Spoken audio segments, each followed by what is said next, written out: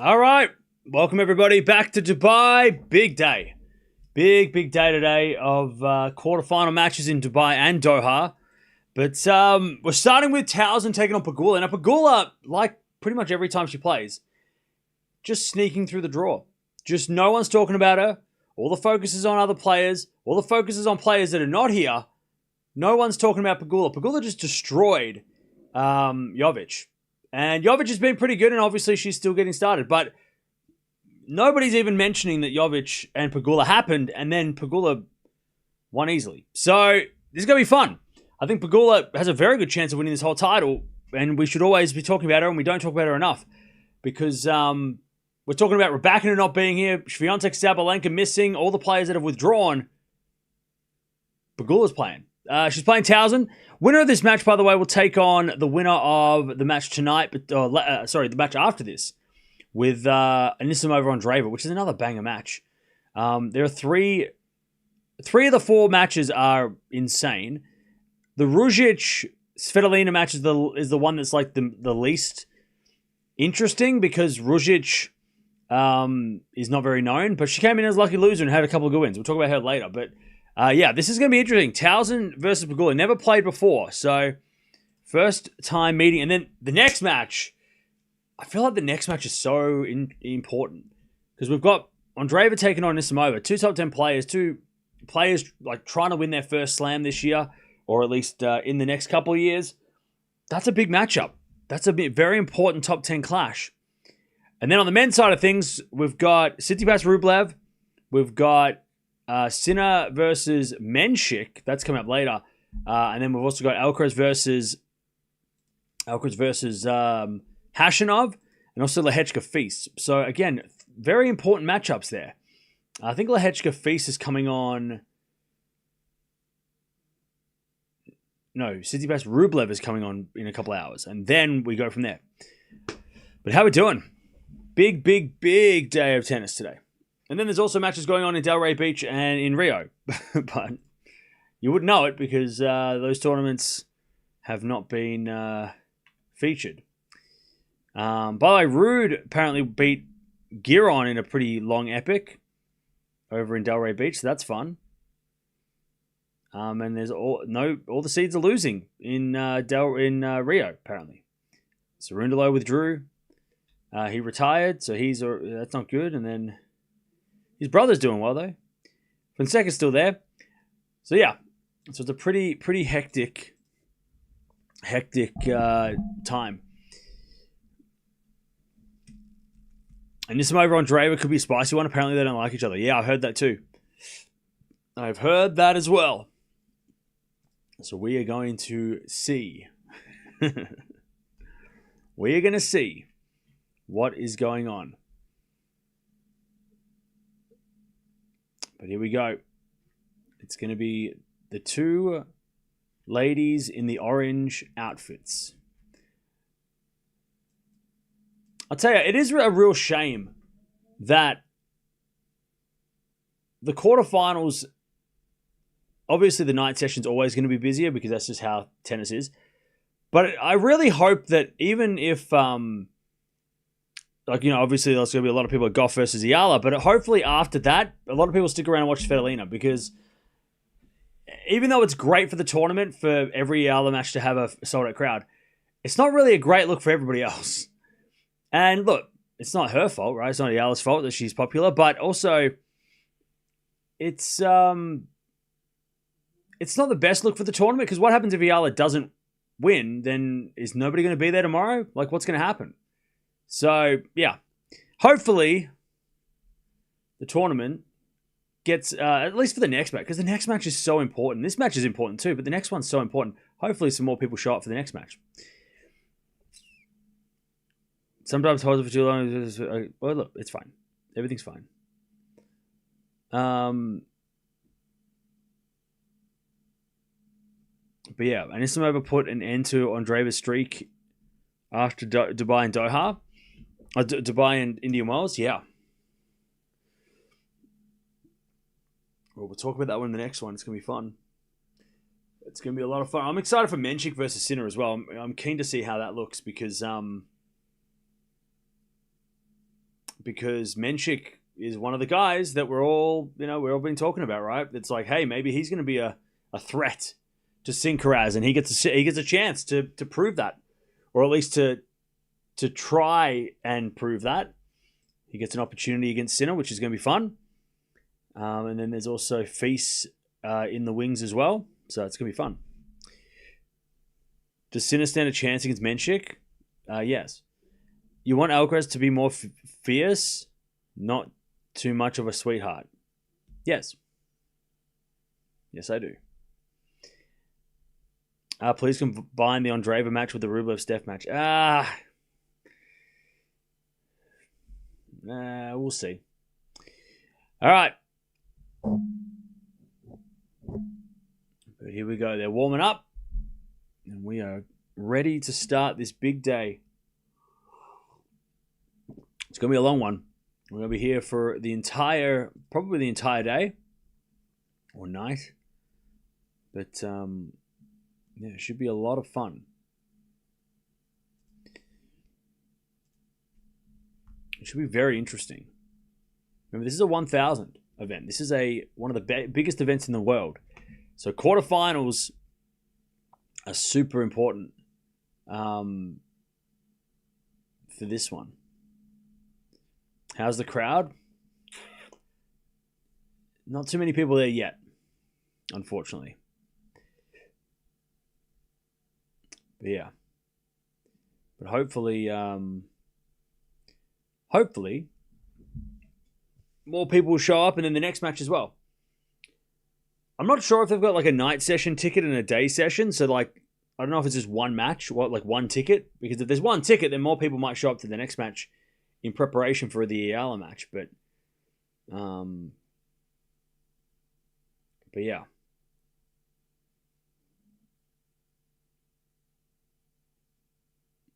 As the umpire waves to the camera.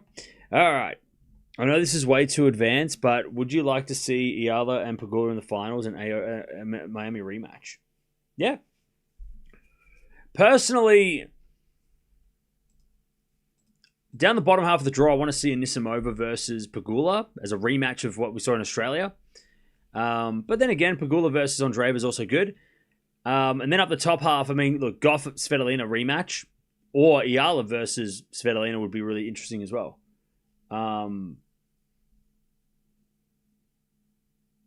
Yeah, Svitolina's had a pretty tricky road. But Osa and Bencic back-to-back is not an easy start.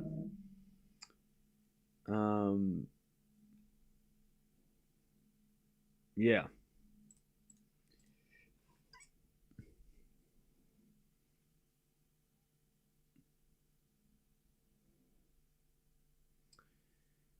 I was impressed with Steph yesterday. He kind of destroyed Medi, and Medi was playing well early in the week. Yeah, he destroyed Medvedev.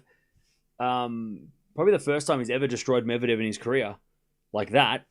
He's beaten Medvedev before, but that was a whole different thing. Cool. Zverev and Demon are playing Laver Cup. Nice. Why do I have a barrier around my couch? Because I have a dog who likes to jump. It's a working day in Dubai and shortened because of Ramadan. Oh, okay. So maybe there'll be more people in there shortly. All right, here we go. Tauson versus Pegula. Never played before. Tauson trying to get in the top 10. Pegula just sneaking through the draw. No one's paying attention. Everyone's looking at the other players. And Pegula just under the radar as per usual.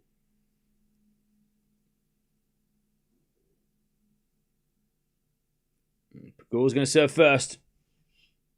Pegula destroyed Jovic in the match yesterday. Easy wins. In fact, these two ladies have both been very impressive. Pegula, in the first round, she took out Gracheva and Jovic back-to-back.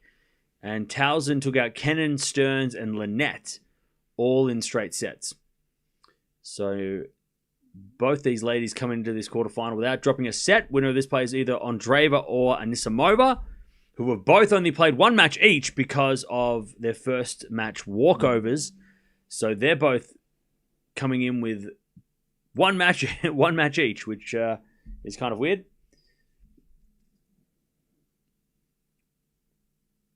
I love 15. As Pegula serves a fault. She is serving in the sun. Second serve. Serving the backhand of Tauson. She overhits it and it's 15 all. What a meanie. Let the dog on the couch. 15 all.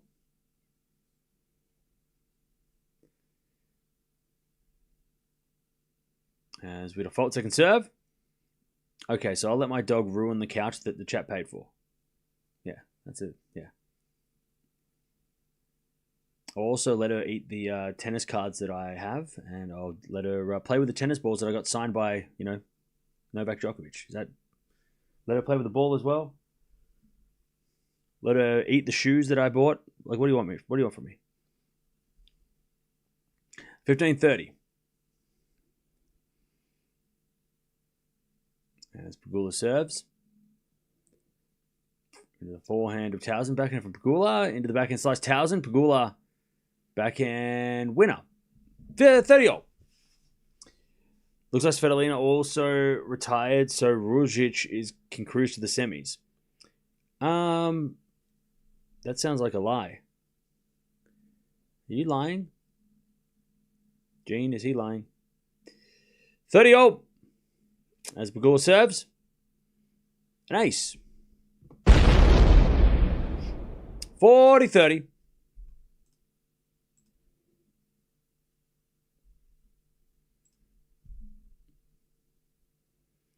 Pegula to take the first game. First serve is a fault. Second serve.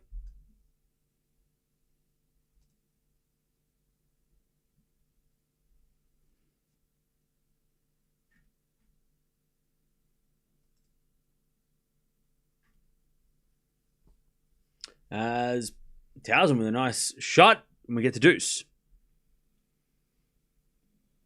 Nothing happened to Svitolina. Someone's just trying to be funny.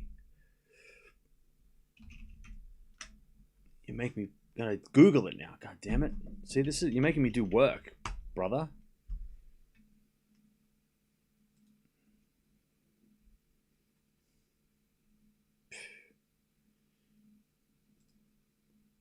God, how dare you make me do work in my own house? Break point for Tauson, I think. Scoreboard's broken. All right, advantage Tauson.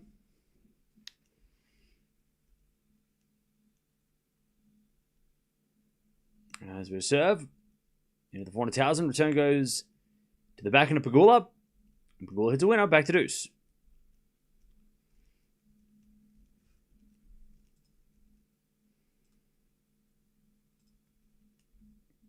All right, back to deuce.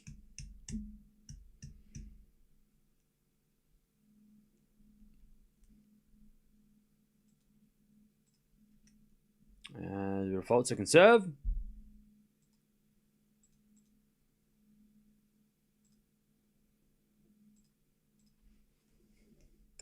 Second serve. Into the backhand of Tauson. Pegula forehand to the backhand of Tauson. Again, the forehand of Pegula. Pegula hits a winner. Advantage Pegula.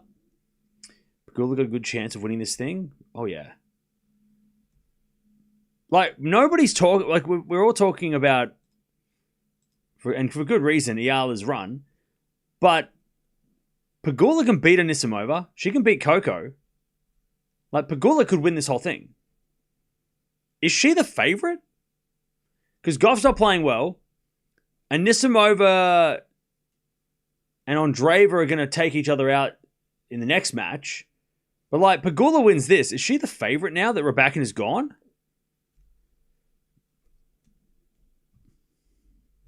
It's been raining for 5 days in San Francisco. Wow, okay. I'm the favorite. Yeah, you got to send that goddamn hat up, and then I'll consider it. You send me that hat first, and then I'll consider it. Where the hell's that? You got to send me that hat, buddy. You start a PO box in the chat. You send me that hat, please. Like you said you would. Is that goes the net from Tauson, advantage Pegula. Eala might be the dark horse, or Rujic. I think Eala probably is the dark horse. Because if she gets... I mean, it's not going to be easy. She's going to have to get through... She's going to have to play a seeded player in the final, right? No matter what. She has to get through Gauff and possibly Svitolina before the final. And they're obviously very tough. And in the final, she'll probably want to play Tauson, but then again, because otherwise it's a top 10 player, right? So, yeah. It's not going to be easy. But, yeah, Pegula's got to be the favorite, right? Or maybe Anisimova. Maybe. Rujic, Eala can't play in the final. They can only play in the semi. All right, Tauson 8-1 in Dubai. That's a crazy stat.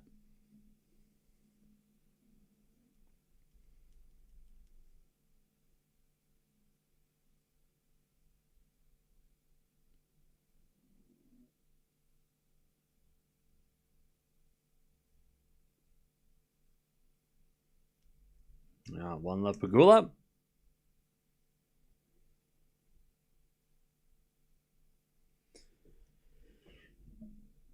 I'm happy if Eala got to the finals because she will be ranked so high that she'll be seeded for Indian Wells at Miami. Exactly. Even if she doesn't win today, she'll still probably be seeded at Indian Wells, which is huge.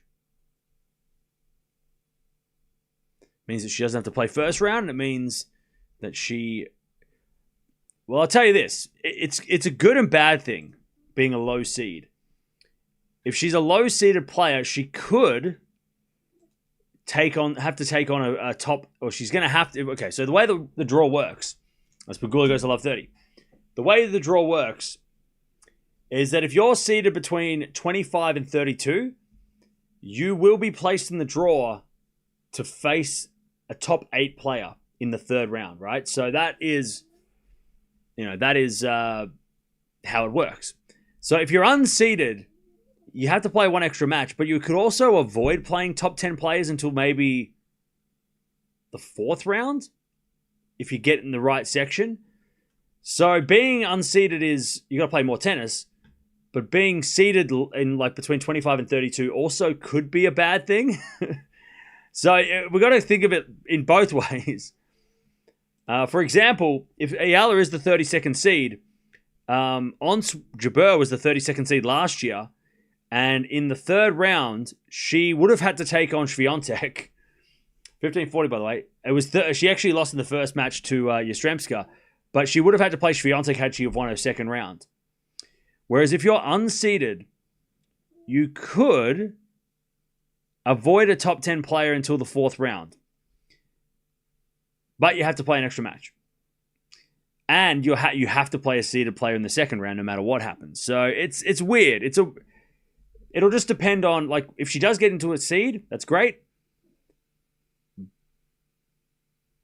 But if, as Pegula breaks, good return. But also, like, I mean, look, she could play Paolini again, right? I mean, she could be, she could have to team up against Paolini. She could play, she could play Gauff again in the third round of Indian Wells. Like, she could play against, who else is in the top? I mean, she could play Swiatek third round, right? She's beaten her before. So there is, just because she's in the top, just because she'll be 32nd seed or whatever, 30th seed, whatever, she might get a favorable matchup anyway because she has beaten top 10 players.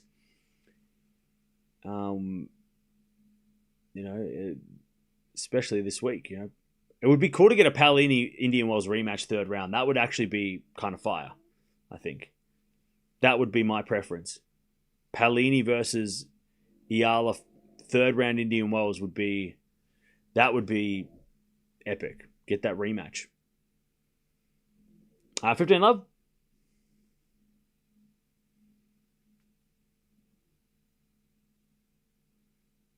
As Pegula with a forehand winner, 30 love. Pegula is cruising.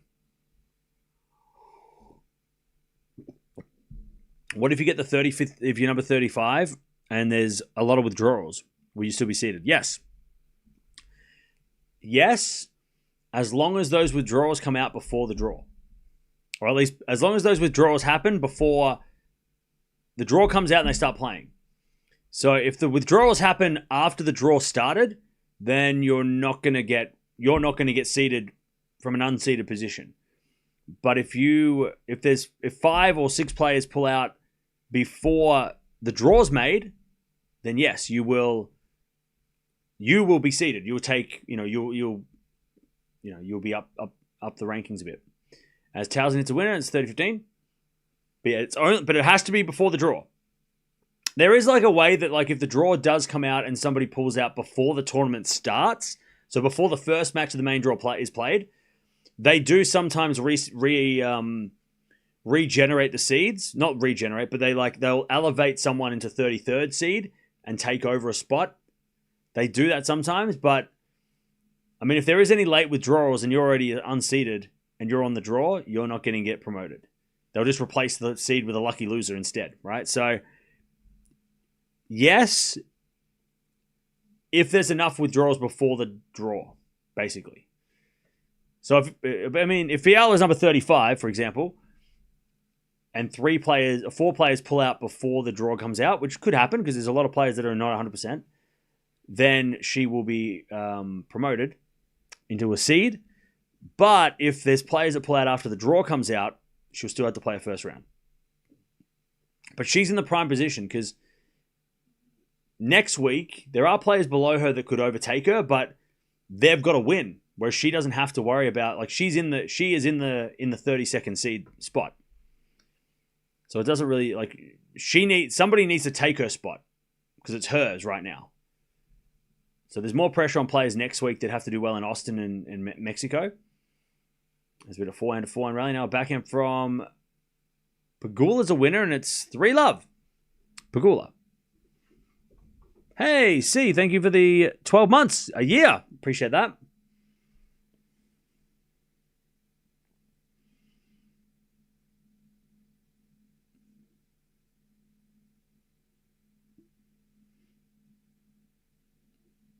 Andreeva has bad serving stats. Do you think she has a chance? In the next match? I'm going to say, well, even without serving stats, I'm going to say that Anisimova is probably the favorite. What happened to Coco Eala? Who will win their game? They haven't started yet. They're going to start in like 6 hours. 4 hours. 5 hours.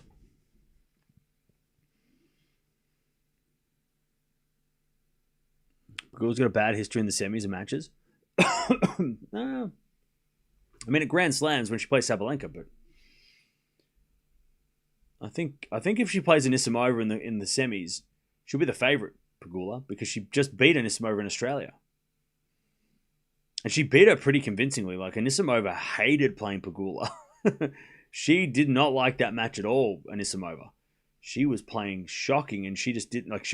She wasn't playing terrible because she was playing terrible. She was playing terrible because Pegula was making her, just getting those shots back and making Anisimova's power look pointless. Like, just redirecting her power. It was a great effort from Pegula. All right, Pegula. 3-love.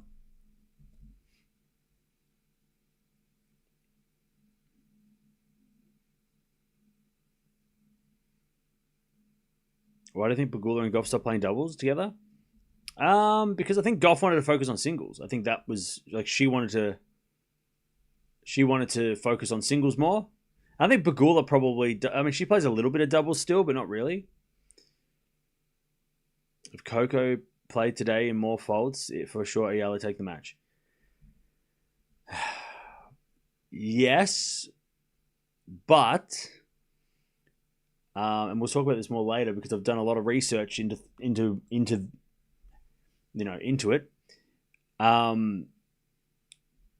Gauff has a good return. So even if Coco doesn't serve well, she can break Eala. I think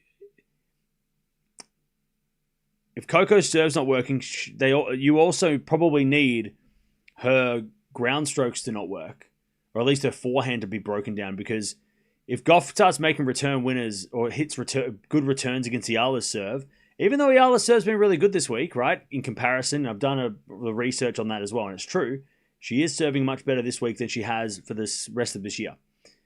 But she also hasn't played somebody who, like Coco, who is decent on return. So, you know, she played Paolini, who's on a massive return, and she played Castella, who is not hitting good enough returns, right? You know, we all talk about Gauff serving, but you got to remember that Gauff can also break. She's good at returning. She's good at retrieving, right? So it's not going to be easy on both ends, you know, return and serve. If Gauff's serving well, then that's going to be even harder. Thank you for the 5 Anonymous. Appreciate it. Because I think everyone's talking about Coco's serve and how Eala can capitalize, which is totally true. But we've got to remember that also Gauff is great on the ground when she's playing well and she's got a great return. So, you know, yeah, you might be able to break Coco because she gives you some free points with double faults, but then Eala's going to have to hold serve, and Coco is not a soft returner, right? As that goes out by Pegula, it's 3-1. So it's going to be really interesting because there's a lot of questions, right? We're wondering if Gauff's serve is going to be good. We're wondering how Eala's serve is going to hold up against Gauff returns. We're going to see what the rallies are like too, right? Because, of course, both of these ladies are very, very good returners. And good on the ground strokes. So it's going to be a really interesting clash. But the thing, I guess, that Eala fans could take peace of mind in is that she probably won't get overpowered like she did against Alexandrova. Like that, like Gauff is not Alexandrova. So she'll have more chances in the rallies. Like she won't get, unless Coco's having a great day on the ground stroke, she will be able to get to rally with Gauff, which will help a lot. And as Pegula hits a lovely winner, and it's 15 love. She'll beat Coco. Numbers don't matter. Eala will prove she's better than top 10 seeds for sure. Yeah, I mean, sometimes stats don't matter. You're right. 15 love. I mean, there are intangibles, right? Like the crowd, you know, inspiration. I mean, the last couple of matches, Eala's been the underdog and she's won anyway. You know, in straight sets. It's not like, you know, it's not like it was close. So, 15 all. There's a 4 now from Pegula into the 400 Tauson. Pegula with a drop shot just goes wide, and it's 15-30. Coco won't be as affected by the crowd. Yeah, I don't think so either. Like, I don't think Gauff's... Also, I said this in the preview, right? I said I don't think Gauff's not going to be affected by the crowd, but she's also probably going to get a little bit more love from the crowd than other opponents that Eala's had. So, like, Gauff's going to get a little bit more, like, support, where maybe, you know, Paolini didn't. Just because of that, the fact they played doubles together, right? And the crowd remember that. And we'll give Gauff some love as that goes in the net from Tauson. They won't be cheering for Gauff, but I don't think... Like, I think if Gauff does something good, then they'll respect that. And it'll be like, you know, they'll give it... Not that they don't anyway. I mean, the crowds...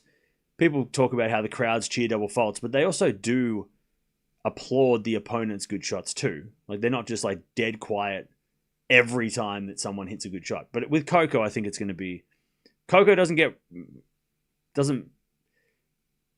get bothered by crowds, really. I mean, the French crowd maybe, has been a problem at times, but that's for everybody. The French crowd's a different beast. Backhand from Tauson goes in the net. And it's 40-30.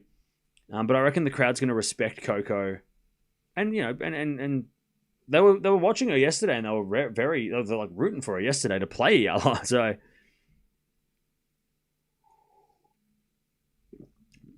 But like I said yesterday, if you're going into an Eala match and you're shocked that the crowd is cheering, you didn't do your homework.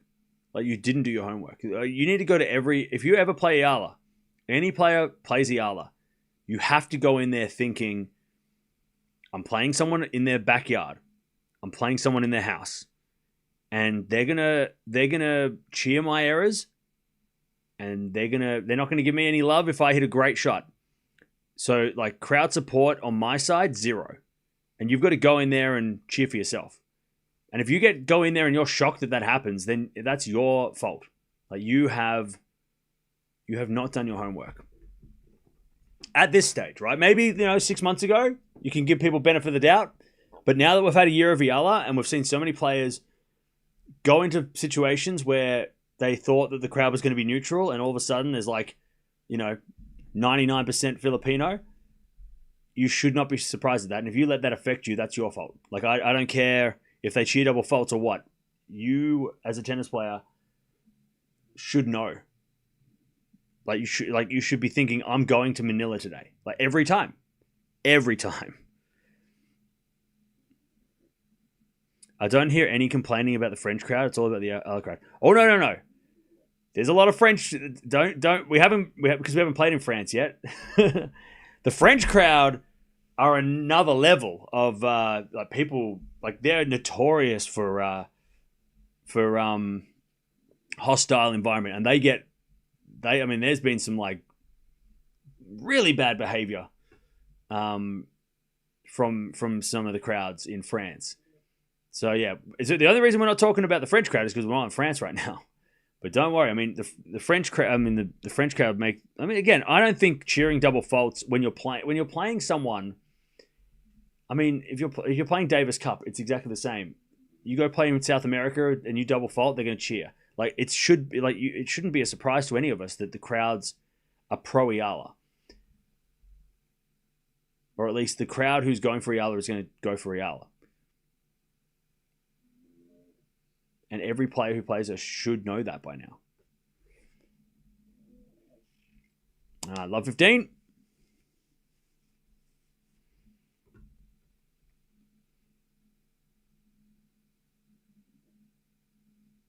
And the only way you can silence the crowd is by winning. Like, that's it. It's just like, it's not a new thing. This is not a new phenomenon, right? It's not like, oh my God, I can't believe I've never seen a crowd react to this. Yes, we have. It's been a thing forever. Tauson hits a 4 and win a 15-hole. The only way that you silence a crowd, one of the ways you can silence a crowd, is by getting off to a good start. If you go up a break early against Eala today, if Gauff goes up 3-love, crowd's not going to be cheering as loud, right? The crowd was so silent when Paolini started to break back. And then we got to the tie break and they found their voice again because Eala started to win. So this is not a new thing. This isn't like, oh my God, there's a new crowd that's never watched tennis and they're reacting to like we've never seen before. No, we've seen this a lot. This is a normal thing. We've seen this. This is not a new, the Filipinos are yelling and screaming like we've never seen any tennis match before. No, we have. We've seen so many tennis matches like this in the history of tennis, right? So there's a lot of strategy on how to get through it, or how to try and, combat the crowd, or try and, if you don't like the crowd's yelling, you start winning. Like, get off to a good start. They're not going to start cheering if Eala's down 3-love. They're only going to cheer when she's winning or coming back. So you just gotta get off to a good start if you don't want the crowd to make noise. Like, that's it. That's the strategy. If you don't get off to a good start, then hopefully you can deal with, getting your errors cheered. I feel like getting a double fault cheered is way less intense than being booed, right? I mean, getting booed, right, for doing something would be way more intense. When the crowd is actually hating on you is way worse than somebody just cheering your double fault. But then sometimes it sounds the same, right? People think, oh, well, cheering a double fault and booing is the same thing. Not really. I'd rather be cheered against than booed. Like, people coming out there and yelling at you and booing you and getting angry at you rather than cheering their opponent. I'm like, all day, I want you to cheer them. Don't boo me. Anyways, love 15. We'll find out all this later. But Coco, again, shouldn't be a problem with the crowds. She's super mentally tough when it comes to that part of the game. $15, Pegula hits a winner.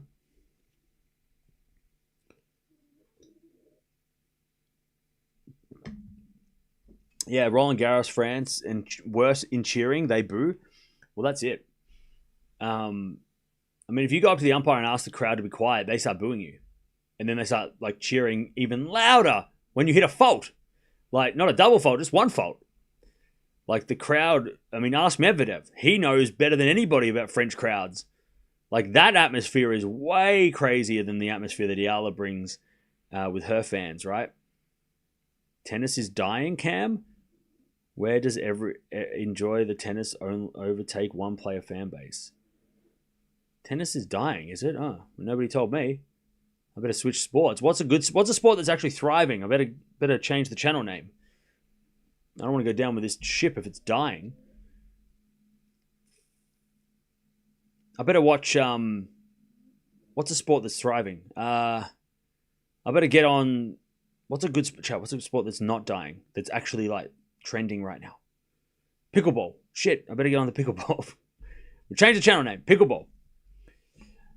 Let's jump on the trend quick before tennis completely dies and nobody gives a shit about it ever again. It's 150. It's got so much history but who gives a shit? Tennis is irrelevant. Get it out of here. 4:30. As the lob goes up from Pegula. And then a forehand winner from Tauson, and it's deuce. It was dying. Those were your words. My words? Do I look like somebody who would say that the sport that I love is dying? Definitely not my words. All right, deuce. And if I did say that, you probably came in when I was midway through a joke. Oh, handball. Of course, handball. How could I forget? All right, deuce.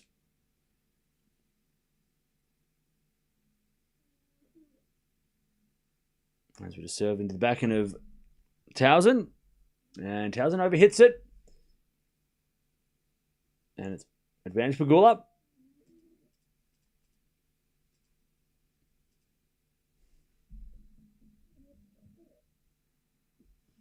Advantage Pegula to get a 5-2 lead here. I'm going to fault second serve.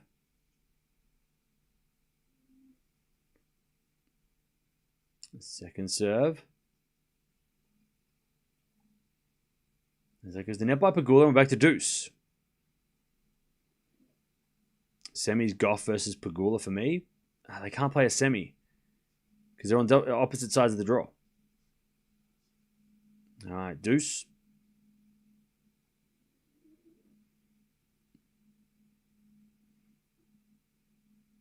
Serve again, Pegula. Into the forehand, Tauson. Returns to the backhand of Pegula. Pegula hits it out. Advantage Tauson. Oh yeah, Formula One's kind of trending, isn't it? Maybe I should go over there. Especially with Piastri being an Aussie, that actually might be a good idea. Piastri talk. All right, advantage Tauson. As with a fault second serve.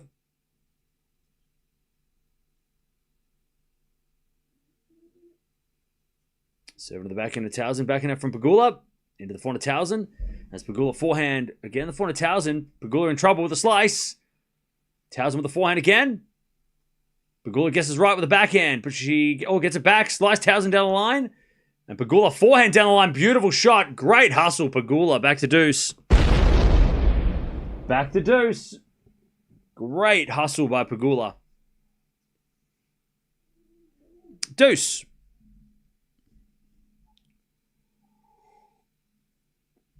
Do you think Serena's really coming back? I think she's coming back and playing doubles. I think she'll play doubles.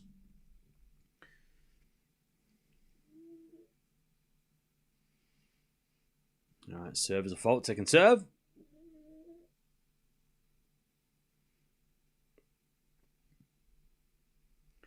Second serve. Into the forehand of Tauson. Forehand now from Pegula to the backhand of Tauson. As Pegula backhand in the net. Advantage Tauson.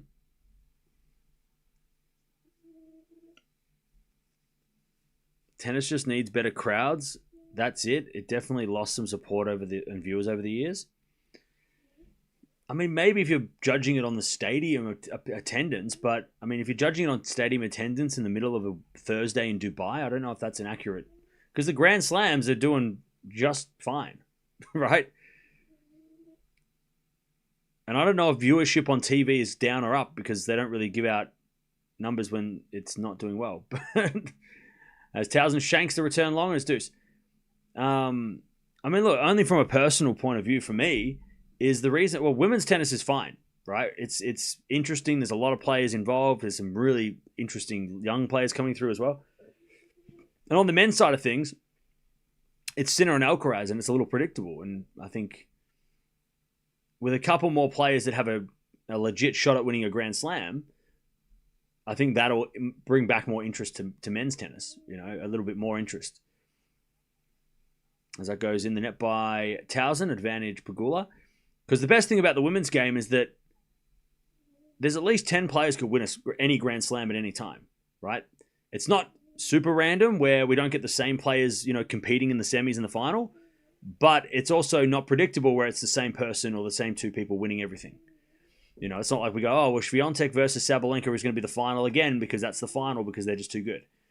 No, we don't get that. We have 10 or so people that, Raducanu made the final of Australia, beat Sabalenka. We had Anisimova making finals last year. We've had Pegula make finals before. We've seen Coco win titles. Swiatek's obviously winning titles. There's, Keys won the Australian Open last year, right? So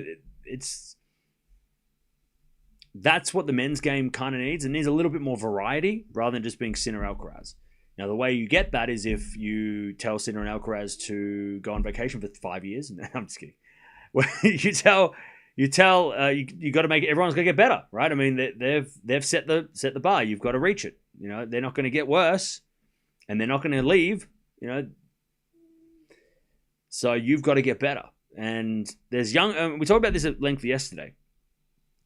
The guys that are sort of over 25 are going to find it way harder to beat Sinner and Alcaraz. But there's a lot of guys that are sort of under 25. Those are the guys that seem to be hungrier, but also more competitive and they have more belief. Like they don't have, I know scar tissue is the word, but they don't have that against Sinner and Alcaraz, and they don't have to worry about the GOATs because, Djokovic is the last one. So like guys like Feast, Menchik, Shelton, Draper, right? All these guys, Runa, Fonseca, TN, right? All these young guys that are coming through, they are all going to be, hopefully competitive against Sinner and Alcaraz because they don't fear them yet. Maybe that after 10 losses in a row they might, but, at the moment, they're like, well, I haven't played them or I've played them once. And Runa and Draper as well both have wins over those guys, which helps even more, right? Musetti's another one. I forgot to add Musetti into that list. So, maybe it might take another 2-3 years, but in a couple of years, we might actually have more of a competition rather than a two-man show. Because I don't really...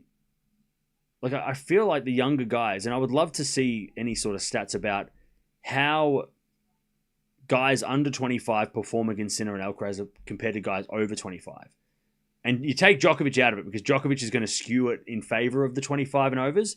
But I feel like anyone over 25, I'm talking Demonor, I'm talking Zverev, I'm talking Medvedev, Tsitsipas, Rublev, Fritz, right? I feel like those guys have a way tougher time with Sinner and Alcaraz than the younger guys who don't have that those losses against those guys yet. Shelton, even though he has losses, he still seems like he's believes that he can win eventually. As Pegula hits a lovely 4-1 winner, it's 30-15. But yeah, we're probably maybe a year or two away from Sinner Alcaraz dominance not being as dominant because the other guys might be able to get them. Might be able to take them out in these tournaments.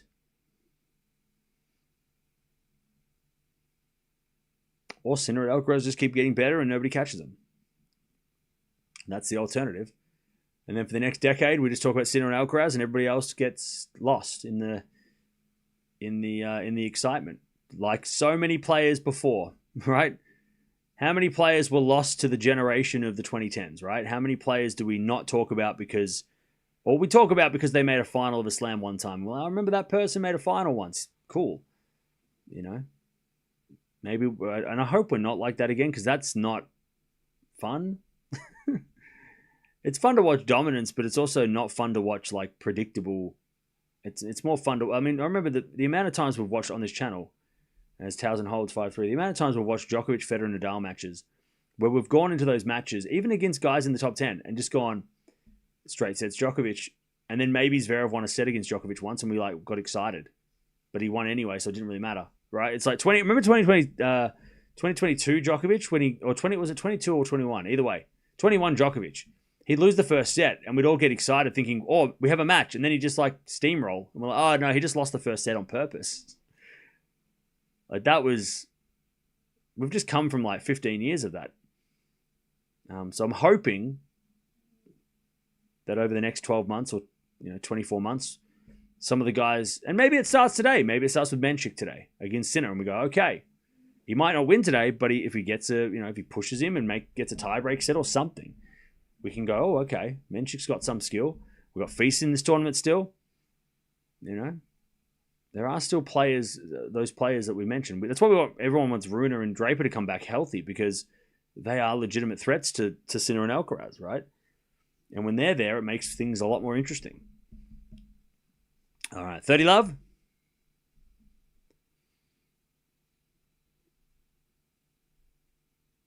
Pegula serving for the first set. I'm going to fault second serve.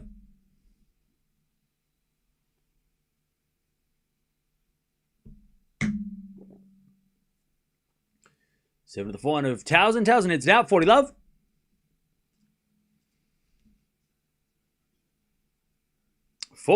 Tauson has only gotten broken once, but Pegula has been cruising.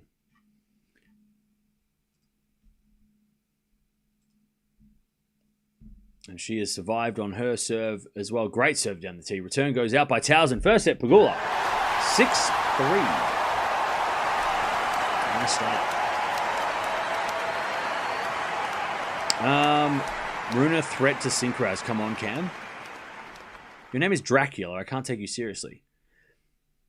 Like, you're cosplaying as a fictional character. I can't take you seriously if you're like coming at me for saying Rune is a threat. You got to get a serious name if you're going to make a serious statement. Come on now. Ooh. All right, 16 winners, 8 errors from Pegula. Woo, okay. 6 winners and 4 errors from Tauson. Yeah, Pegula, the more aggressive of the two. That's interesting. Who's my pick for the semis of Doha? Feast, Sinner, Rublev, Alcaraz. That is at least that's my want. I want that to be the case. And I think they would make for the most competitive matches. But look, if you want to get crazy, let's go with Menchik Feast and Hashanov Tsitsipas. Why not? Let's shake it up. Yeah, that's what I want to see. It's probably more going to be Alcaraz Tsitsipas. And I still think we're going to get Feast versus Sinner. Oh, mate, actually, no, it'd probably be Lehechka. Lehechka's the favorite, right? Lehechka, Sinner. Lehechka's not bad. Lehechka versus Sinner could be interesting. I just think I think he might be a little bit too erratic. I just want to see Feast, like, the attitude he brings to the matches against, well, the ones that he did against Alcaraz last year was so fun. When he came into those Alcaraz matches and he just looked so ready, I love that. I want to see that. I want to see the Feast attitude against Sinner. Like, he's going to go in. I just want to see him go in there and just be like, I don't care what you are and who you are. I don't care that you've got 4 Grand Slams. I don't care who you are. You've got an ugly mustard shirt. That's what I want from Feast. I want Feast to go in there and go, you're wearing an ugly shirt and your buttons are all the way up to the top, you nerd. Why are your buttons up to the top? Undo your top button, you nerd. Come on. This is not a school photo day. That's what I want Feast to say to Sinner before they toss the coin with the iPad. All right, 6. It's all right. All the Sinner fans are they're not even here yet. His match doesn't start for like 6 hours.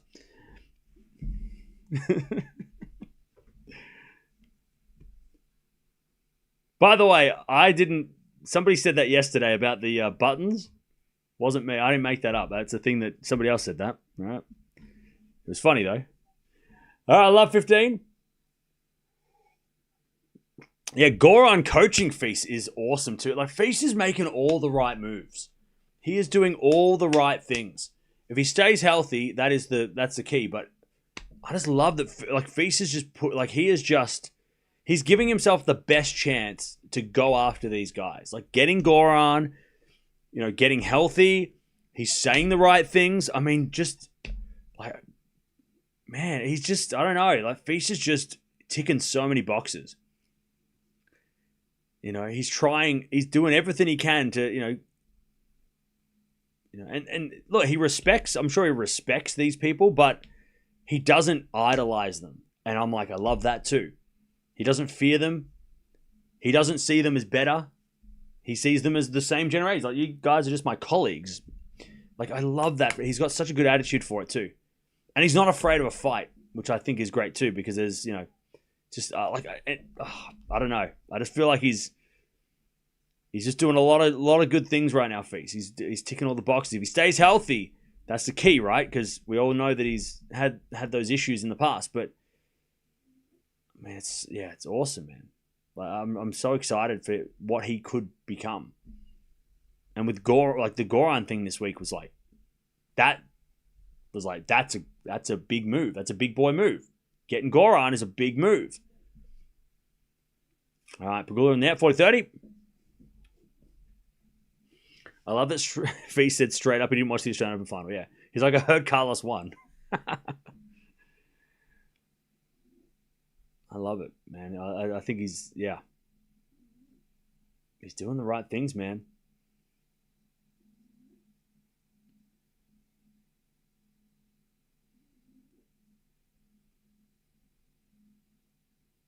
All right, 40-30.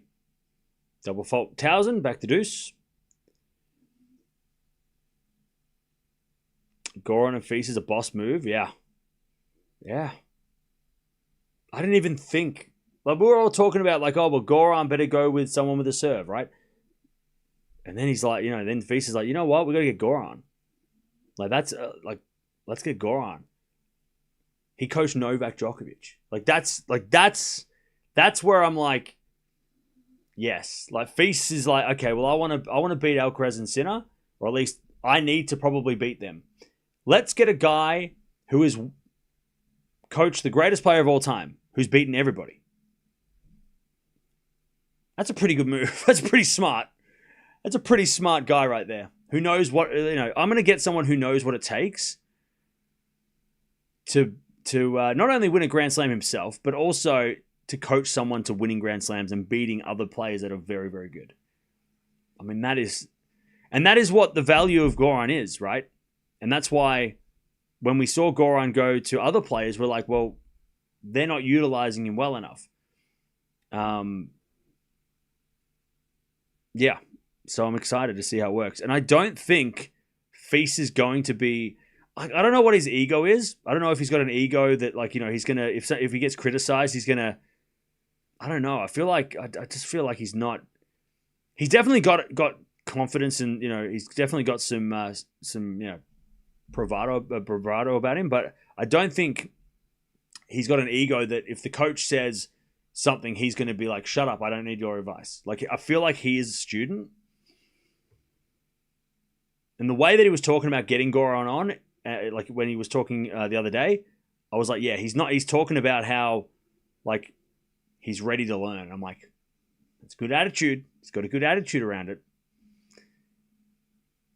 Now, look, this could blow up in his face in 6 months because we all know that Goran could say stuff in the media and then Feast could respond because Feast won't back down from a fight. But at the moment, it feels like just such a good move for Feast. Like, such a good idea. And it's great for Goran too, because he's working with someone young who's maybe too young to already have bad habits, or too young to, be stubborn about the way. And I'm not talking about Steph in particular, but with Tsitsipas coming in there with Steph already established and already knowing, well, I've done this before. I've made Grand Slam finals. I've done, Feast isn't anywhere near Steph's level of accomplishment. So for Goran to come in and be able to mold Feast a little bit is probably better for him as a coach, right? Instead of having to go in and being like, okay, what do you like? So you've got your habits, you've got your the way you do things, and I've got to try and fit into that. Whereas Goran can be like, no. What you're doing here, Novak would do this, right? And that's the key, right? Novak would do this. And that's where Feast might be able to go, oh, okay, maybe I'll do that then. All right, Pegula comes in and volleys it in the net, 15-30. So I'm super pumped for that what do you call it? Team up. It's a great team up.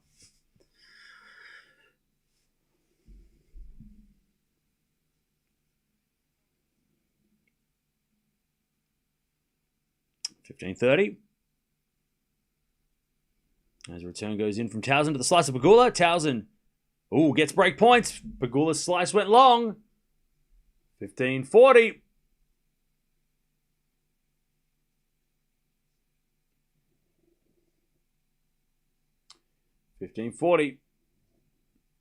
Break points for Tauson.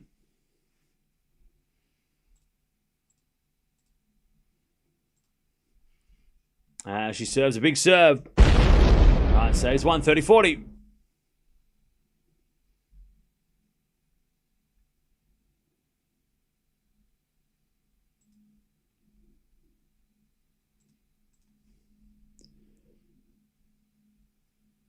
Serve to the backhand slice of Tauson, and then Pegula slices it long. Tauson breaks. 2-11 in the second. All right, 2-love. Feast hired a new nutritionist as well. Ooh, guys, making the right moves. It's one of those things, right, where we could be looking back in 12 months, 2 years, and going, oh, when Feast got Goran and did all those changes. Like, remember when Sinner just fired everybody and then got Darren Cahill? Like that, he cleaned house, right? I think it was 2022? Where he it must have been the end of around 2022, where he was he got rid of the coach, he got rid of everyone on the team, and he got new people. Just went start from scratch, and he brought on everybody, all these new people. That's then now Sinner's where he is, right? Because back then he was he was cramping, he was dealing with physical problems, all this kind of stuff, and he wasn't getting the results. He was losing matches that he shouldn't lose, and all that stuff. And then he cleaned house, and then he brought in new people, and he replaced, the nutritionist, and he replaced the trainer, and he replaced the coach, and blah, blah. And then Sinner became Sinner. We could be looking at that right now with Feast. In 12 months, we could be when Feast got Goran and changed his nutrition and, and changed things up a bit and cleaned house, he became a top 10 guy, a serious threat. It's kind of where Rune is a little bit all over the place with, because obviously his coaching situation's not been stable. But I think Rune coming back, hopefully Rune comes back with some he's sitting on the sideline literally watching everybody. I hope he comes back and just goes, you know what? I'm sick of watching these people play and win. I want my trophies. I'm hoping Rune comes back with that. He's been saying that he is, or he's already feeling that way, but I want to see him in action do that. Come back and go, you know what? I've been sitting on the sidelines watching these fools, and I want to take their trophies now. But Rune, I don't know who Rune needs as a coach, but he needs that side of things a little bit all over the place. But I love that Feast is doing all these things. It's exciting. It's good for tennis. If we get these young guys getting competitive. 30-15 here, Tauson.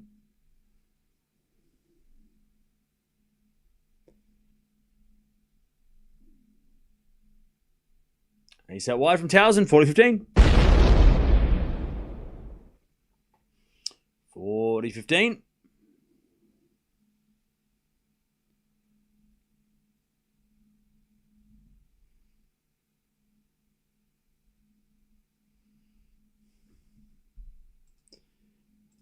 There's a bit of fault. Second serve.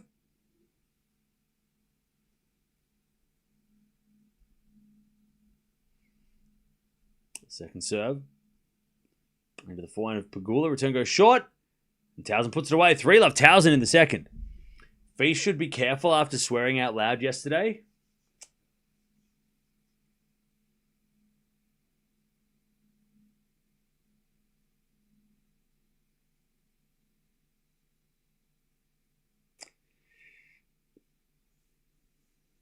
Come on. I mean, he should be careful of not getting multiple code violations, yes, but I want that from Feast. I want that. If he's out there swearing, obviously not like, multiple times a match and getting into really big trouble, but I don't mind that. I don't care about that. It doesn't matter. If he gets a code violation every now and again because he says a bad word, okay. We're all adults. We know those words. We've heard those words.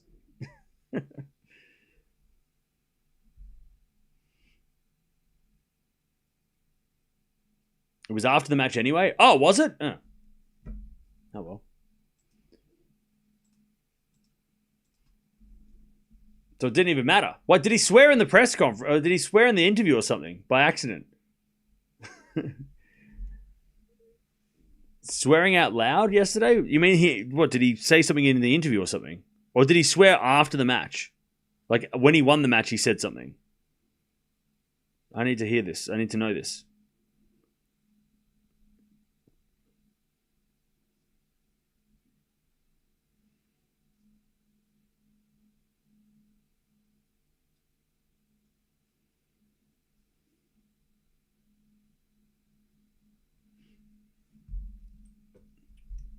Oh, after he won, he celebrated and swore?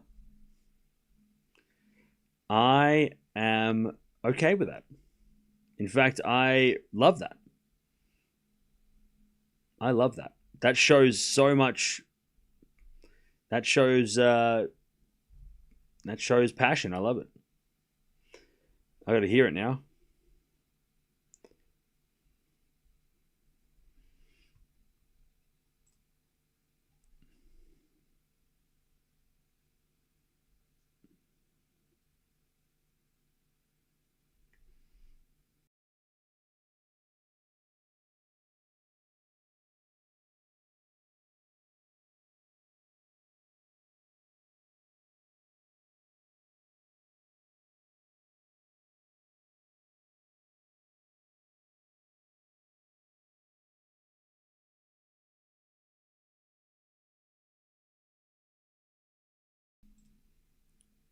I don't mind that at all. I don't mind that at all. Nothing wrong with that. The only problem with that was there wasn't enough people in the crowd to cheer so you didn't hear it. And he also, by the way, he gave a look to the family behind, and he was like, he kind of gave them a nod of like sorry, like he did. He turned around to there was a family behind. He's like, oh, like, whoops. So I don't mind that at all. I think Shelton's like that too, though. Shelton does the same thing. It's just that the crowds are, more vocal, so you can't really hear him. When the crowd's empty and you swear, you can hear it. So I don't mad at that at all. Him celebrating, saying, "Let's effing go, let's effing go, let's go."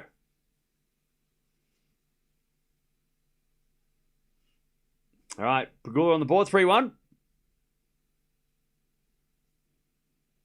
We've all heard those words from Cam. Yeah, I mean, because I'm a human being.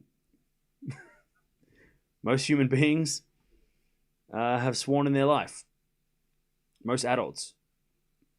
It's you hear it in movies, you hear it on TV, you hear it in music, you hear it on the internet. They are just words.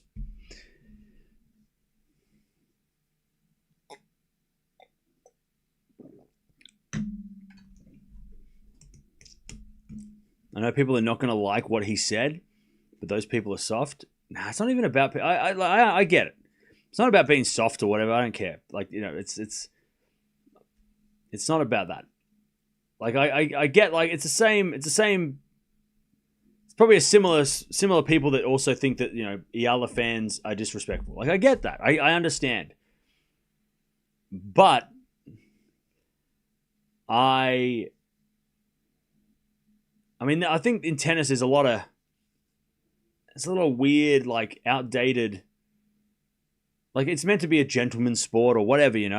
So when you swear or when, like, crowds aren't acting to etiquette, it's not how the game was supposed to be played or whatever. But I also think it's 2026, so this stuff is going to happen and it shouldn't be a big deal. But I don't think those people are soft. I think it's... I totally understand where hearing someone swear is jarring to some people, and I get that. And there are families watching. So, feast... Like I said, he turned around and there was a family watching behind, and he kind of like looked at them like, whoops, I didn't mean to say that bad word, whoops. All right, Feast a lot, it was unexpected, and he apologized. Okay, yeah, Colin. Yeah, but I love that. I love that energy from him, though. I love that fire. That's what I don't love him swearing, but I love that reaction. Like how he's really into it. I'm like, yes. He's like, he's ready for the fight. I love that. You never heard of swearing until it was brought up here? What? What are you, 12? This is not a kids-friendly show. You shouldn't even be here if you've never heard of a swear word before until here. Like, you shouldn't be here. You're probably not old enough to be here. This is for adults. What the hell are you talking about? Blame that on me? The man on the TV said it. Yeah, your parents should be letting you watch this if you don't think if swearing's bad, and your parents weren't only like you didn't know what swearing was. What the hell?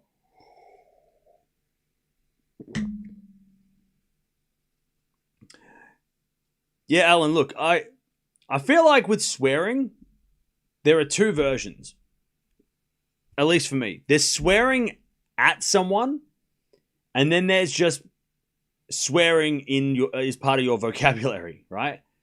Like when, for example, Tiafo, right? When he was swearing at the umpire and being, F you, I don't like that. That's aggressive and scary. If anybody swears at somebody, right? In a like a threatening manner, right?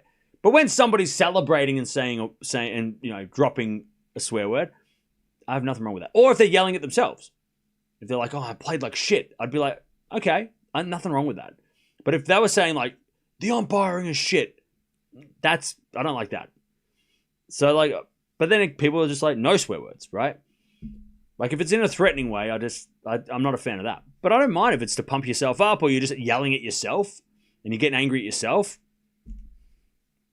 I think that's, I don't think that should be penalized, but it will be because it's on TV and it's family-friendly sport. I said I never heard of feast swearing until, I never heard of feast. Oh, sorry, Proud. I thought you were saying I've never heard of swearing until it brought up here. You didn't say feast swearing. If you said feast swearing, I would have known. Okay, that makes more sense. I was going to say, don't put that on me. Don't put that on me. I never heard of swear words before this channel. Don't put that on me. I won't be responsible for that. That makes more sense, though. Okay, you didn't hear about the feast thing until this channel. Well, that's fine. Well, it's not a big deal. All you need to know is that it's not a big deal. Anyways, 15 love. Pegula's down 4-1.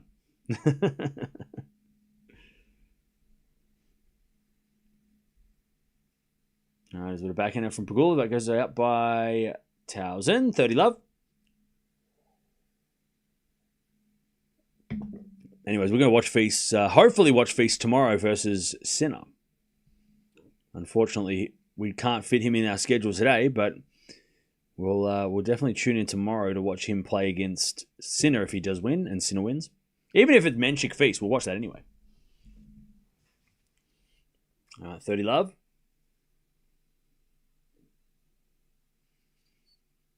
There's a backhand now to the forehand of Tauson. Forehand now from Pegula to the forehand of Tauson. To the backhand of Pegula. Hit the baseline. Tauson gets it back into the forehand of Pegula. Forehand from Tauson. Again to the forehand of Pegula. Tauson forehand slice. Pegula backhand again. The backhand of Tauson. Lob goes up. Pegula comes in. Tauson lob again. It's too short. Pegula puts it away. 40 love. Hopefully Hechka doesn't spoil the party. Nah. We'll get it eventually.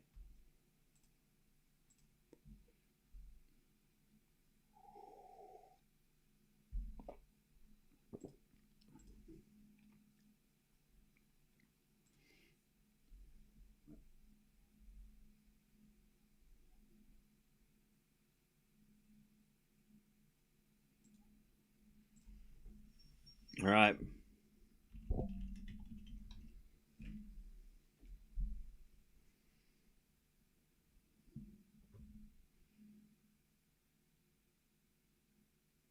That's a forehand rally.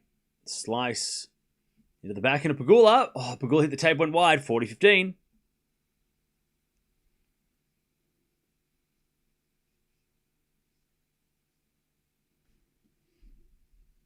All right, 40-15.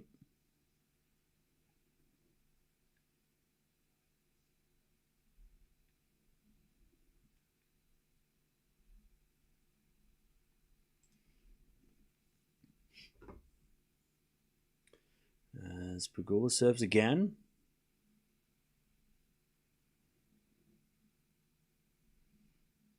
And we get an ace. All right, 4-2. Verstappen, Djokovic, Ronaldo swear all the time they're the greatest.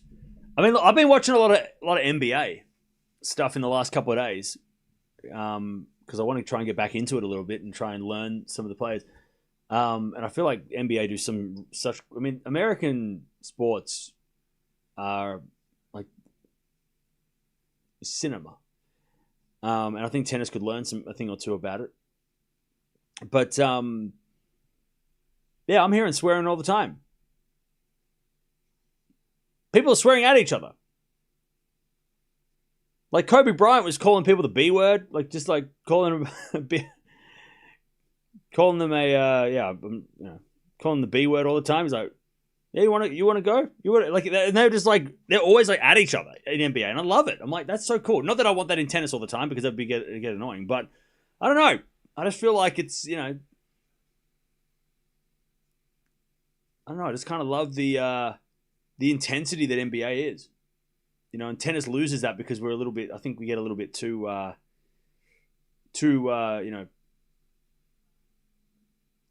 we get a little too sensitive around like certain things, and everybody's got to be friendly and respectful and whatever. It's like, nah, we need some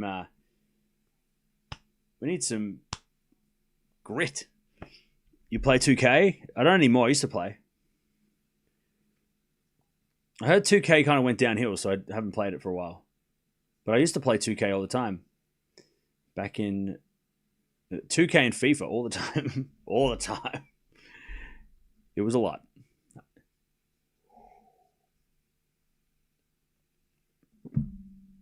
Five-2.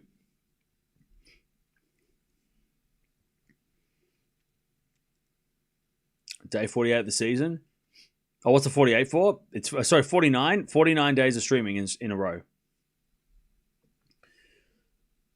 I've streamed every day from pretty much the start of the year, which was not intentional, but we just kind of accidentally went on this roll. Tennis is too conservative. Trash talk is common in almost every other sport, and players don't take it too seriously. Yeah, I don't think. I think too much trash talk could be annoying. Forced trash talk sucks, but I also don't mind if I love those press conferences where like players throw shade. Like it's so fun. Like when Federer and Roddick used to throw shade at Djokovic when he was retiring matches, and I'm like, that added to a narrative about Djokovic and turned him into the player that he became. Like I think that's so interesting, that kind of shit. Like there's classic quotes from Federer and Federer saying like talking, I'm paraphrasing, but saying like how Djokovic was in 2009-10 was like too tired to play or whatever, and then Roddick with that famous quote about going, he's got a knee issue, leg issue, arm issue, and he was just going down the list of injuries and as a joke, right? But that all you add that in, and then if you make a story about Djokovic, that's what you put in, and then you show the 2011 season, right? Like, I love that stuff. I think it just adds so much to somebody's, career story, right? Whereas now we just don't get any of that.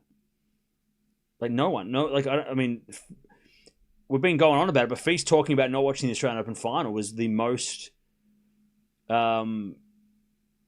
we've had.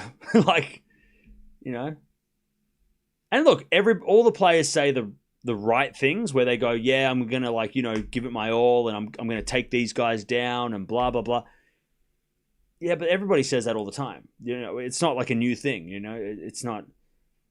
It's different when someone's just saying like the things they're supposed to say. Like, you're supposed to say, yeah, I'm going to try and take Sinner down, and, I'm going to do this and that. It's okay.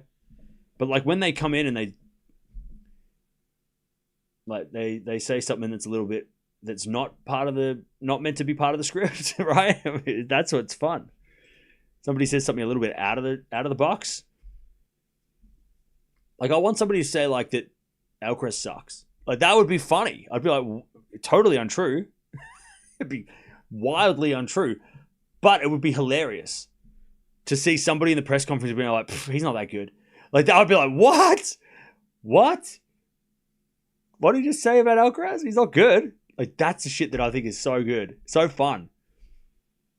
You're also you got to be brave to say that too, because if you say that, then you're going to get the army against you. But also, I don't know. I think that kind of stuff's really interesting.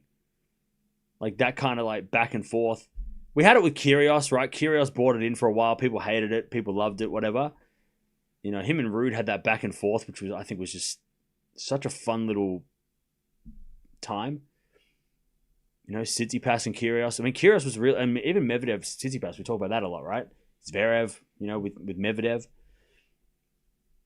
But, I just feel, we need a couple more people to not just say the thing that everybody expects them to say. 30-15, as that goes wide by Tauson, 40-15. It'd be cool to just get a little bit more like, not like say things for the sake of being, for the sake of being like against something, but like actually be just, we don't have any villains. Well, right now, chat, who is the villain of tennis? Because Kyrgios is probably not the villain because he's not as active. He's not active anymore. Who is the villain? There is no villain. We don't have any villains at the moment on the men's side. Even on the women's side. But on the women's side, it's so competitive that we don't really need any one person to be like the bad guy, right? Bublik? I mean, Bublik, I don't know if Bublik's a villain. But he's definitely anti-hero. Is that the word? Medvedev? Maybe, yeah. Maybe Medi.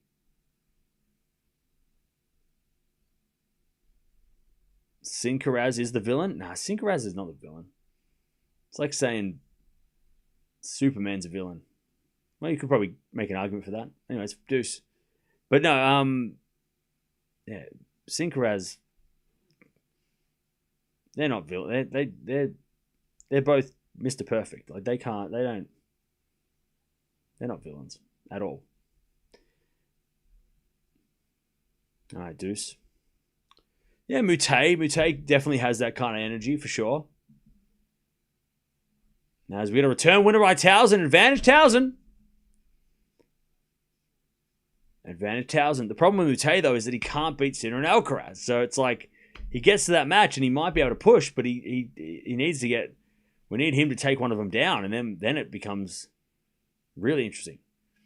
It's like the Frenchmen. It's almost like the French guys. They're the ones that were like getting that, trying to get that from. Anyway, slice from Tauson's good. Pegula down the line. Tauson forehand cross court winner. What a pickup! What a way to finish the set. 6-2. Tauson dominates the second. Okay. 6-2 Tauson. What's more important is to say something and also have the game to prove it. I mean, yes, you've got to talk the talk and walk the walk, for sure. Saying in the press conference, like, yeah, I'm not scared, I'm going to beat this guy, and then losing doesn't help. But for sure, I agree. You've got it. Like, somebody's got to go in there. Or even if you beat one of them and then in the press conference afterwards, you talk shit about it. Like, I'll take that.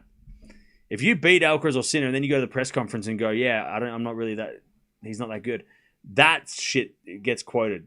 Anyways, 10-5, winners and errors for Tauson. 7 winners, 11 errors by Pegula. So, yeah, Tauson, very strong set and served amazingly too.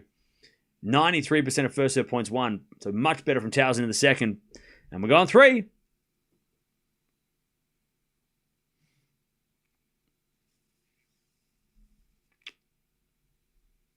It only takes one surprising moment to change the momentum of any sport. Unpredictability is key. I agree. And hopefully, 2026, we start getting that kind of stuff happen.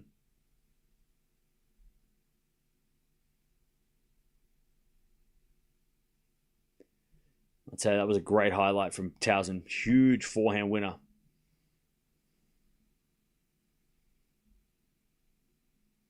All right, we're going 3.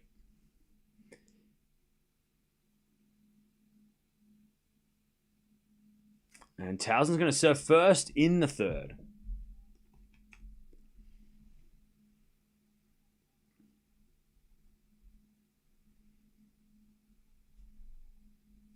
Fritz versus Shelton shaping up to be a good rivalry. Oh, yeah. But will they play many times more because Alcaraz and Sinner in the way? You know what I mean? Alcaraz and Sinner are standing in their way.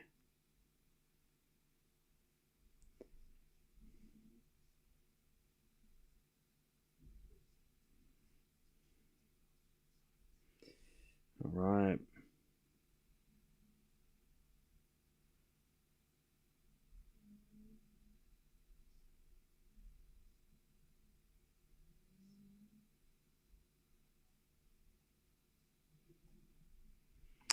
All right. 15 love. Oh, Tauson. Just grabbing her hip there. That's not good. 15 all. That wasn't good. Tauson just grabbed her hip. Good serve down the tee. Return goes in. Tauson with a forehand. Pegula passing shot. Tauson with a drop volley winner. And it's 30-15.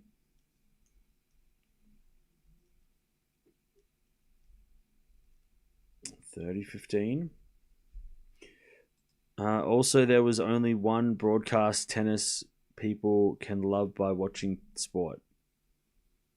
Wait, what? I have no idea what you mean with the second part of what you're saying, but okay.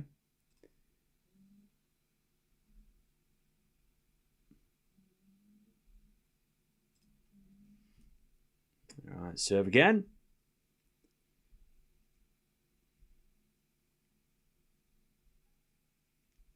As Tauson hits, so Pegula hits it out, 40-15.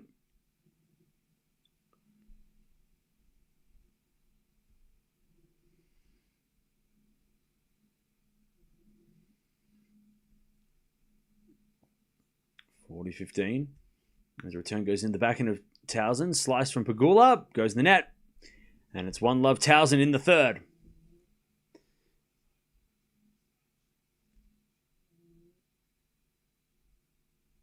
Now, 1-love Tauson, final set. How injured is Tauson? I don't know, not at all, because she's not getting a medical timeout, so I would say 2%.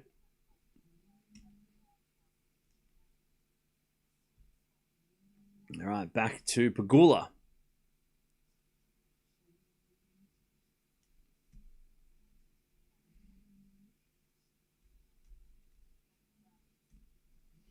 All right, we got Andreeva taking on Anisimova straight after this. Top 10 clash. Winner of this match plays the winner of that match, so stick around for that. It's going to be really, really interesting, that one.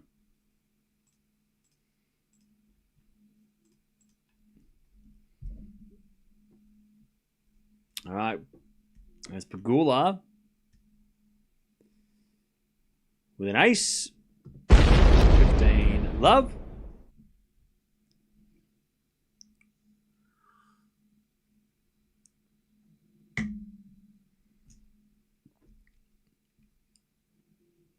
As the return goes in the corner, Pegula. Pegula puts away. 30 love.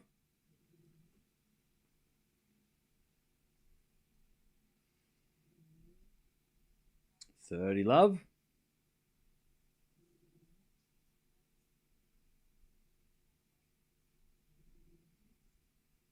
As the return goes into the corner, Pegula. And Pegula puts that one away. 40 love. Clean hitting from Pegula. By the way, don't forget to like the video if you haven't already. And also don't forget to subscribe as well.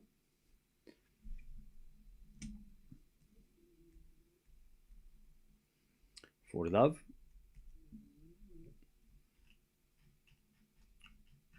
First serve is a fault, second serve.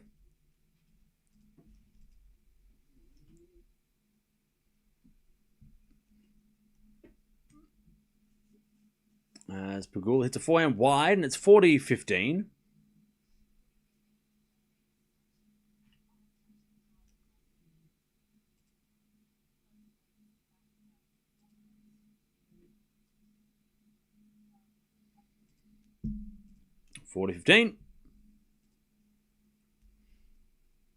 We're to fault second serve.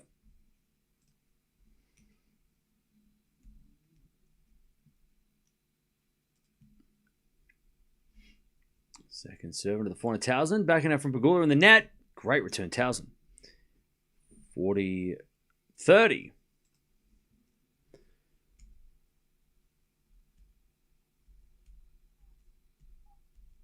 The example I was talking about was Djokovic in Roland Garros 7 and 8. After losing to Nadal in the press conference, he said that no one is unbeatable, and he felt that he had control of the game. People laughed. Yeah. And I'm sure he got... I mean, yeah, that's the kind of shit that... we don't get enough people putting themselves out there, because obviously then they have to back it up. But also, yeah, because so many people are like, you know, are going to be critical of anybody who puts their hand up and says, I could win. You know, that's just how it is, unfortunately. But yeah.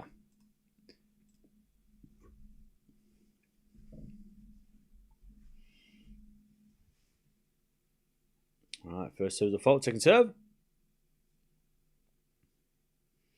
1-1 final set.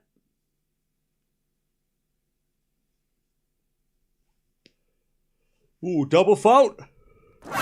Ooh. Low 15.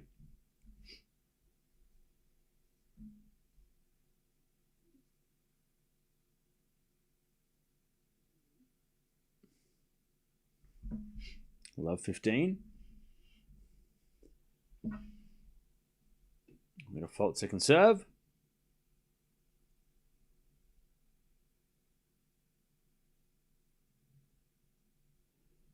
As the return goes down the line for a winner from Pegula. Love 30. Big chance here for Pegula. Love 30.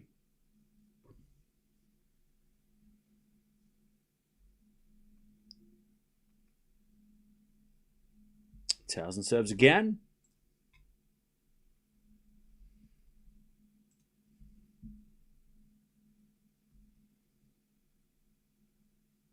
Into the back end of Pegula. Return is into the forehand, Tauson. Great shot, Tauson. 15-30, inside out forehand winner.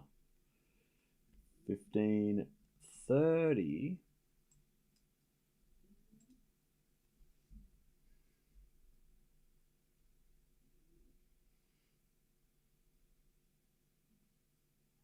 First serve is a fault, second serve.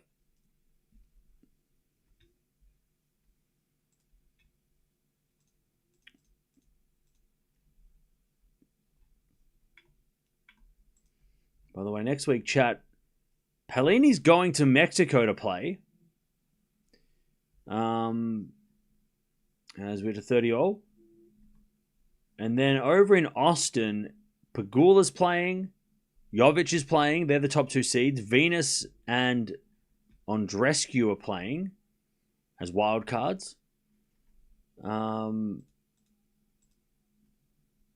then on the men's side, we've got 3 events as Tauson serves and ace 40-30. So we've got Dubai On the men's side, we've got Auger-Aliassime, Bublik, Medvedev, Draper. Acapulco has Zverev, Demonor, Rude, Fokina. Musetti and Shelton pulled out of Acapulco, so that makes it a little bit less stacked. And then over in Chile, you've got Cerundolo, Darderi, Baez as the top guns. Berrettini's over there too. But like I said, I think next week might be a bit of a... we might slow down next week a little bit. It's been a pretty full-on season so far. We start with a bang in Australia, but we haven't stopped. I actually heard Pegula say something really interesting about the length of the season. And she makes a great point. I think the reason the season feels like it's so busy right now is because we started a week later. Remember last year, or the year before last, we started on the 27th of December. This year we started on the 2nd. So because we had that flip of a week, we had that extra week, I think that's kind of like compressed everything a little bit. Because last year on the WTA, I'm sure there was 2 weeks between Australia and Doha. Yeah, so last year we started we started at the end of December. We had 2 weeks, and then the Australian Open started mid-January, and then after the last week of January, we had an extra week where Linz and Singapore played, and then we had Abu Dhabi, Doha, Dubai, Merida. So we lost a week because they flipped the script or they flipped the schedule, because they do that every 5 years. It happens, right? It's just how the calendar works, right? So every day of the year is on a different day, right? Every year, right? Today, like the 19th of February isn't always a Thursday, So that's when she said that, I was like, oh, that makes a lot of sense. Why it feels like we've just been like there's been like constant tennis, because we haven't had a break because there hasn't been a week off since the start of the year. Same thing on the men's side last year, right? We had a week where there was 3 250 events. So they had like an extra week to play with, but this year it's been compressed. So yeah. So that's interesting, because I guess the week that they had last year, or 2 years, last year's season had been moved to the start of the season, where between Christmas and New Year's we got that week off. Last year we didn't get that week off, or 2024 we didn't get that week off, right? So it's interesting how I didn't even think of that until Pegula brought it up in an interview, and I was like, oh yeah, I forgot that we started a week late, so that's why we have one less week. Like right now, everything seems a bit more, everything. That's why we've been streaming for 50 days in a row. Because Abu Dhabi, we wouldn't have streamed after the Australian Open, because Abu Dhabi wasn't meant to be after the Australian Open. 30-15. Hey, Carmen, thank you for the $2 super sticker. Appreciate that.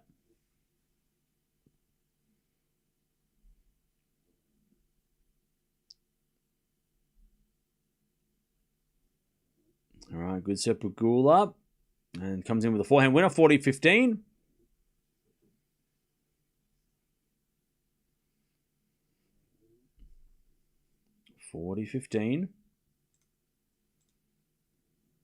You read my comment? What comment? 40-15. As the return goes a slice of Pegula. Back in our Tauson to the back of Pegula. Tauson forehand. Into the forehand of Pegula as Tauson forehand again to the forehand of Pegula. Into the forehand of Tauson. Pegula backhand slice. The forehand of Tauson as Pegula forehand again to the forehand of Tauson. Pegula slice forehand down the line. Tauson backhand. Ooh, goes wide on the drop shot. 2-all. Pegula holds.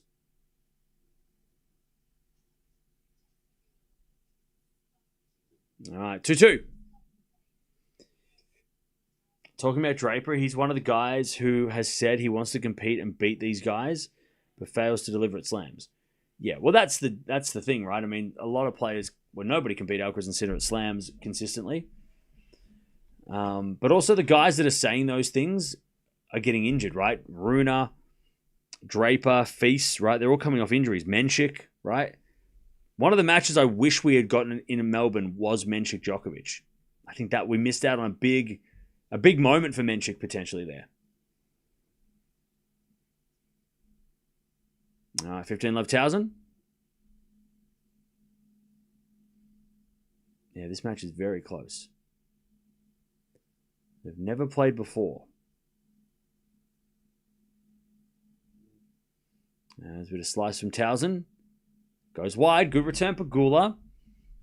And it's 15 all. Your streak will end at, 51, right? Maybe. I don't know.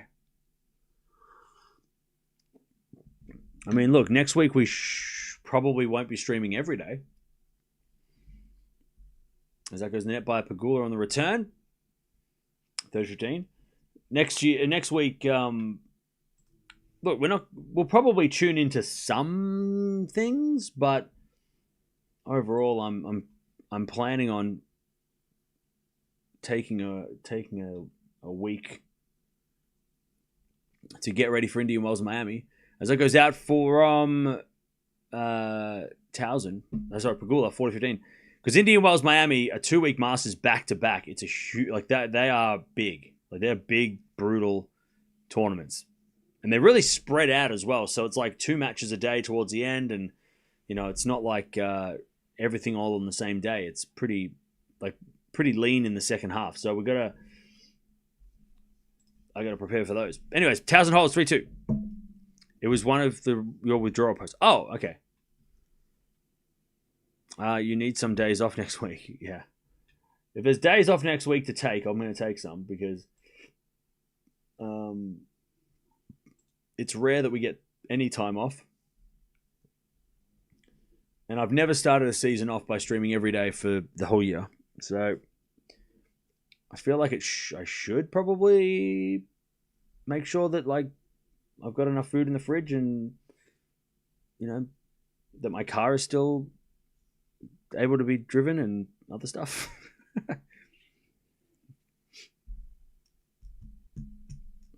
By the way, anybody bringing up royal family shit, I don't care. All right.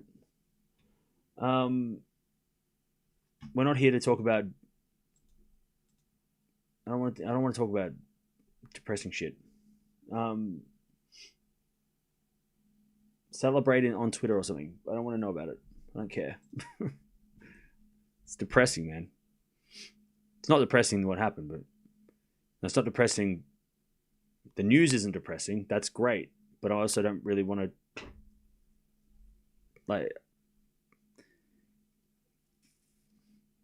make sure the shop is open. Well, yeah, I've got to make sure the shop is open. Am I going anywhere? I'm going somewhere on Saturday, but I'm not going anywhere next week. I don't have any plans to go anywhere. Maybe I'll change my plans. I don't know. Cam is going to sleep off next week for all the days he hasn't slept. Yeah. I'm going to sleep for a week. Also, the weather's supposed to be really crappy next week, so that's even better. If it's raining or if it's crappy weather outside, that's the best weather to stay inside. So I'm excited. I'm excited for the bad weather next week so I can hide inside.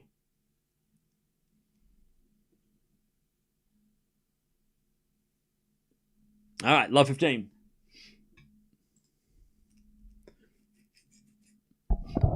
What is day counting all about? It's just the fact that I've been streaming 49 days straight. All right, backhand to backhand rally. As Tauson forehand cross court into the slice of Pegula. Forehand out from Tauson again. The forehand of Pegula. Tauson forehand down the line. Pegula backhand into the forehand of Tauson as Pegula with the forehand of the stretch. Tauson in the net with a forehand, and it's 15-0.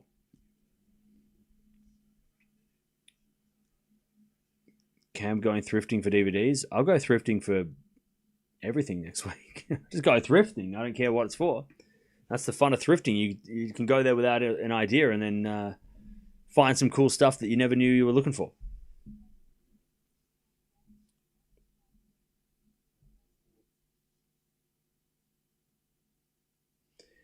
All right, first serve is a fault, second serve.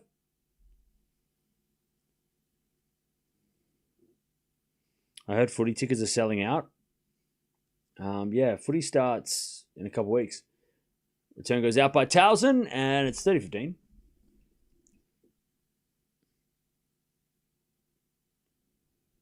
30-15.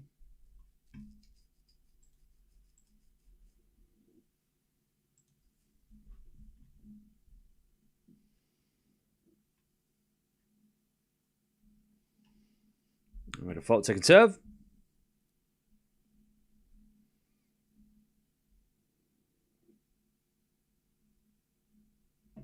And the return goes in from Tauson, sliced from Pegula. And then Tauson comes in and puts away the forehand winner. All right, 30-all. Tauson looking for that break. You know what I'm going to get? Oh, I didn't even think of this because I still haven't gotten Indian food because I didn't even get to celebrate the Australian Open because we went straight to Abu Dhabi. I'm excited because that means on Sunday, I'm getting my Indian order, and that is going to be what I eat on Sunday. It has now been planned and has been decided so. As a return, nope, there's a let, okay. Because yeah, after Australian Open, I usually have a couple of days to like chill, but we went straight into Abu Dhabi, so I didn't even get a chance to think. There's a bit of backhand. Nope, that's another let. I might go to Indian Wells and stay in for the Coachella tour, concerts. All right. I have no idea. I didn't even know Coachella was still a thing. 30-all. As we return now into the forehand of Pegula. Pegula hits a winner, 40-30.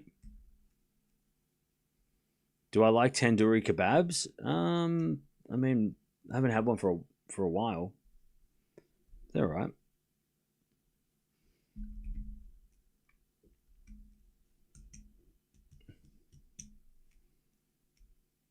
I heard footy tickets are selling out. Yeah. They're too early for me to list out for the footy. Wait, what? Anyways, Pegula holds 3-all.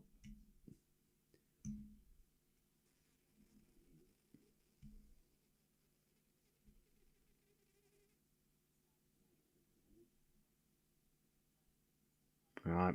3-all final set. We've got Andreeva taking on Anisimova straight after this. So stay tuned. Have I ever had Filipino food? Maybe. I don't know. I haven't ordered, like, what kind of food is Filipino food? I might have had it by accident. Is it a specific type of food, or is it like a little bit of a mixture? Spanish, Chinese, Malay influences. I might have. What are some famous Filipino dishes that I might have eaten? All right, as Pegula makes the error, 15-love. Adoba, okay. I haven't had that before. Our footy's at 3:30 in the morning. Oh, okay. Lumpia, okay. No, I haven't had any of that. I don't know if I can. Is that even a? Can we get that here? Let me check.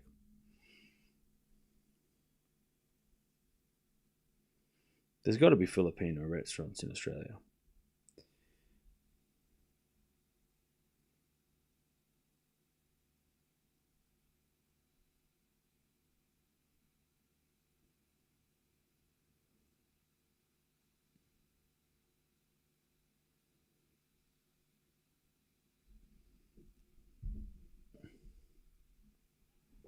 All right, as Pegula hits it long. No, sorry, Tauson hits it long. 15-all.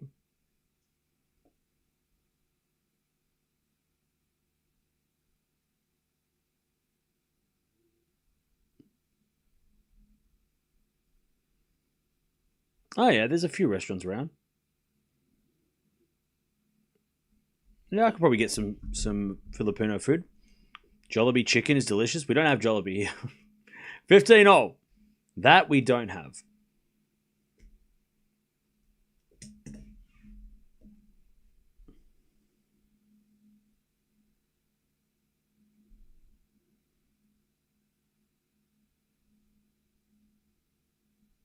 All right, second serve. Into the back of Pegula. Good return the forehand. Slice of Tauson. As Pegula goes again to the forehand of Tauson. Tauson overhits it. And it's 15:30.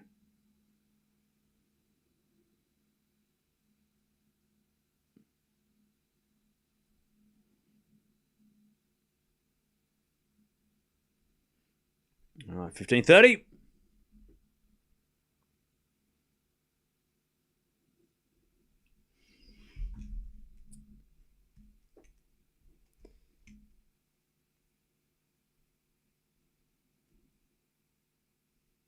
As the return goes in the 400 Tauson. Up goes a lob by Pegula. Tauson comes in and puts away the drive volley. 30-all. 30-all.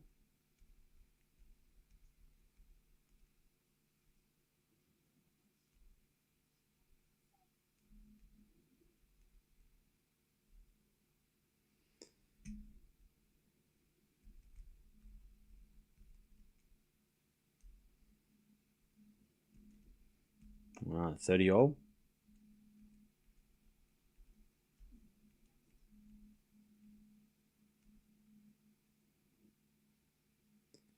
As the return goes in, and then Tauson puts it away. 40-30.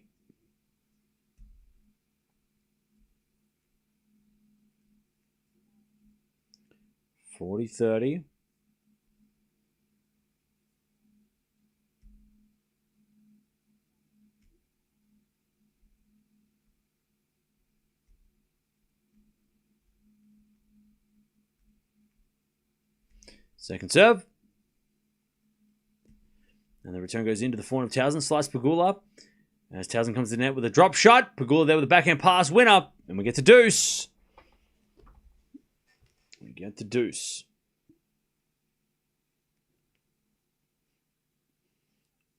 These ladies are giving it all. I love to see their fierce competitiveness. Yeah.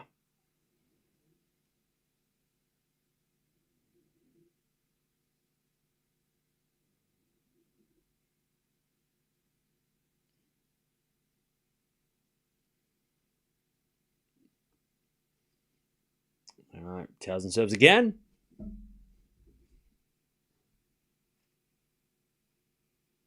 As the return goes in, the forehand Tauson. Backhand now from Pegula to the backhand Tauson. Tauson hits it out. Advantage Pegula to get the break and in this final set. Advantage Pegula. Speedy. Go for chicken adobo paired with steamy white rice as a start. Thanks for the tireless streams. No worries. Thank you for the donation. All right. I'll keep that in mind. As with a drop shot from Tauson. Up goes a pickup by Pegula, but Tauson puts a backhand down the line winner. Back to deuce.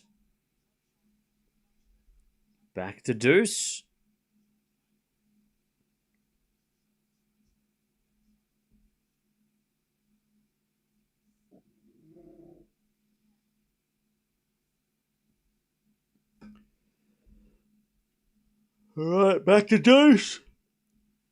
A bit of fault, second serve.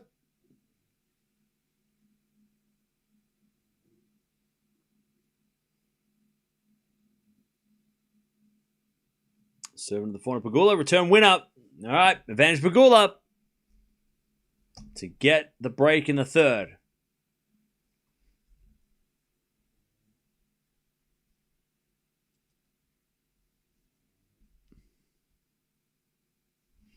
Okay.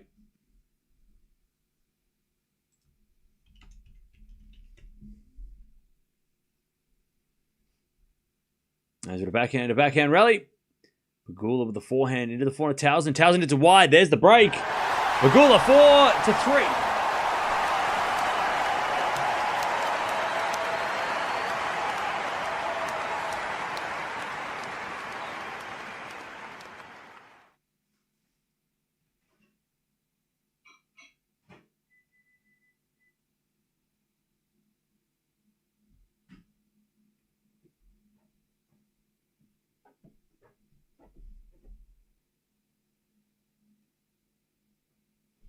All right.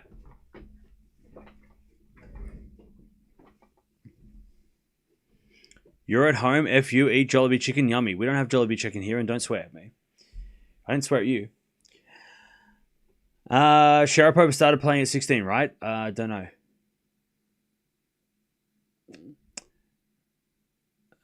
Coco also started at 15 and 16. Won a slam at 19. Yes. Somebody must have done this, because there's probably somebody in the world that would have the time to do this. Somebody must have done like a graph of like every single player who's won a Grand Slam and like at what age, right? Surely that's a thing that somebody's done, so I don't have to do it, right?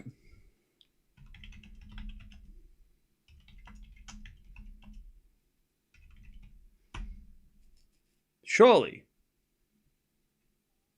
Not just Federer, Nadal, Djokovic, but of everybody in the history of tennis, right? Surely it's been done. Oh, yeah, someone's done. Oh, this is a good one. They just need to update it every single year.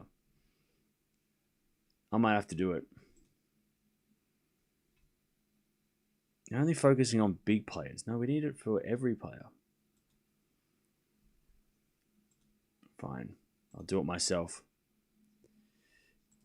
All right, 15 love.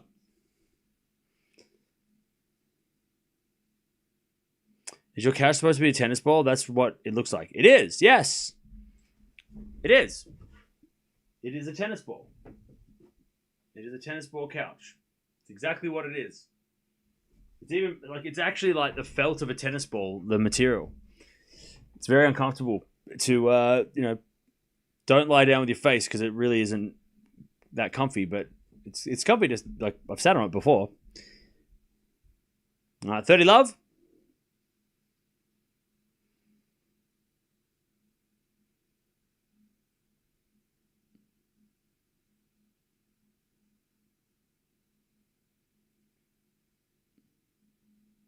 All right, 30 love. Pegula with the break in the third.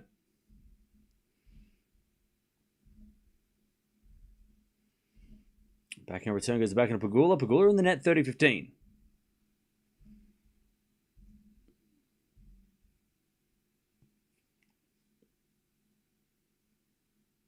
Does it smell like a tennis ball?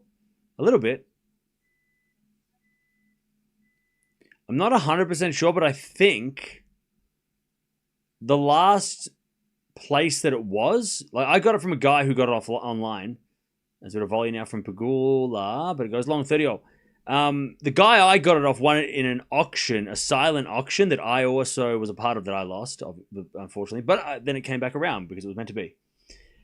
But I think that because it was in storage, because on Facebook it was on Marketplace, and then it became available on eBay later. When I was bidding for it on eBay on Marketplace, it was in a storage container, or was in storage. But I think from what I could gather from photos, it was owned by a tennis store in the city. After it was like at the Australian Open, it then got, and I've tried to contact that store, but they didn't reply. 40-30. And I'm pretty sure it's like there's a photo in their store of the couch. And I guess it would have been like for people to sit on, for like to try shoes on and stuff, or whatever. Because it definitely is worn. Like this isn't a brand new. Like it's been used. Like it's not fresh. This couch. It's definitely been. Sat on. As a backhand slice from Pegula to the backhand of Tauson. Tauson hits it out, advantage Pegula. But yeah, I think the store in the city that used to be a part of.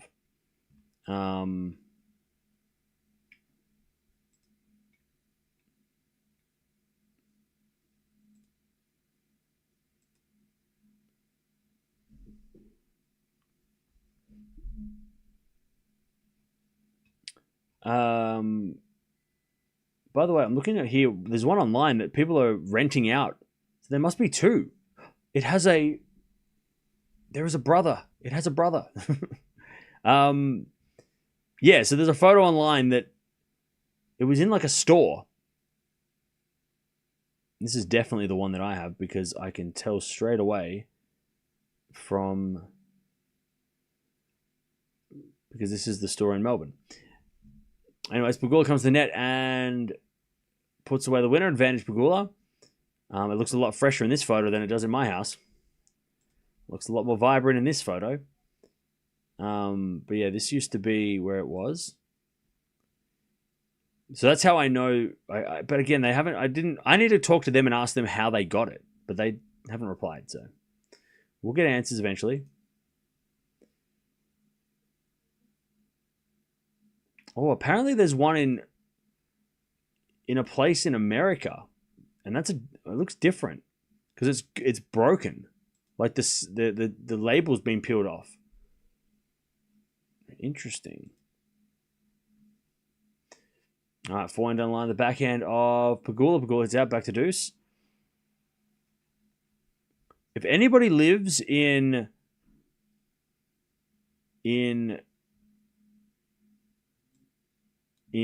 Cincinnati, Midwest Sports in Cincinnati apparently have won. Somebody go. Who wants to go and check it out? Anybody want to go to Cincinnati and check it out? If it's even there, I don't even know if I'm even looking up the right address or anything. That'd be interesting. All right, advantage Pegula.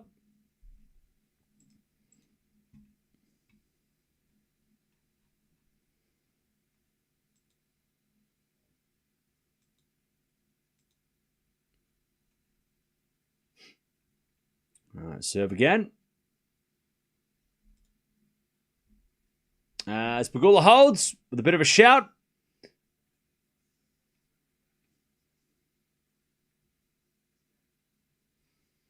And it's 5-3. Pegula keeps the break.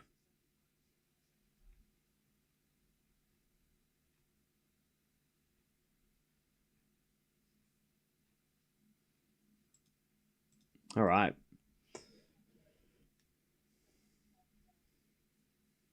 Tauson serving to stay in the match.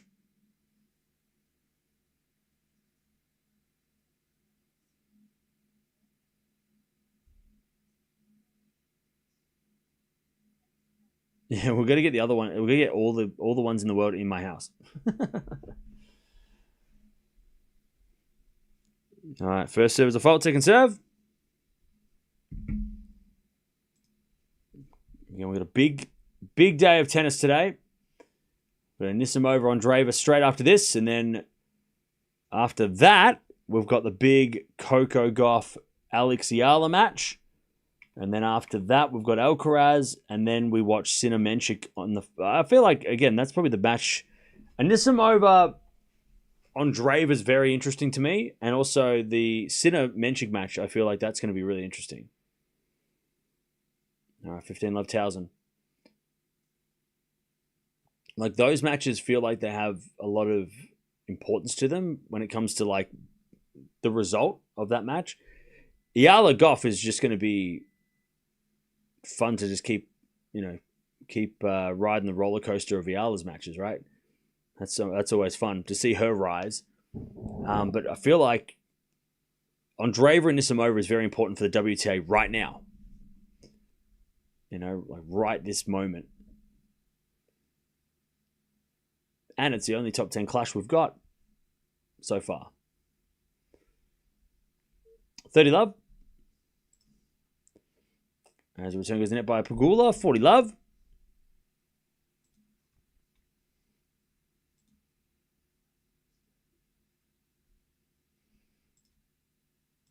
And it looks like Pegula's going to have to serve for this match.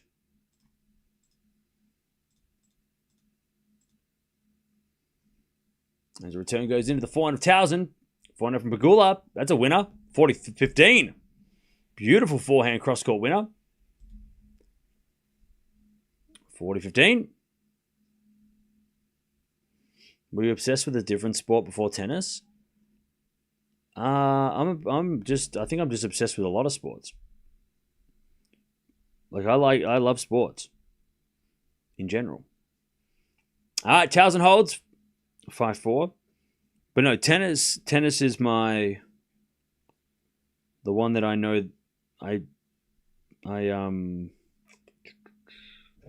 the one that I follow the closest. Eala Coco's match starts in 3 hours. Pegula will serve for the match. Yep. Cam is a T20 man. Shut up. We don't talk about that.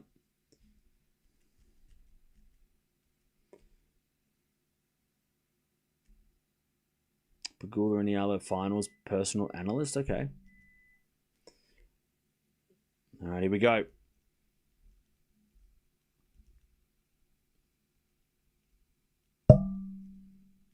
Do you watch table tennis or badminton? No. But I like those sports. I like playing those sports.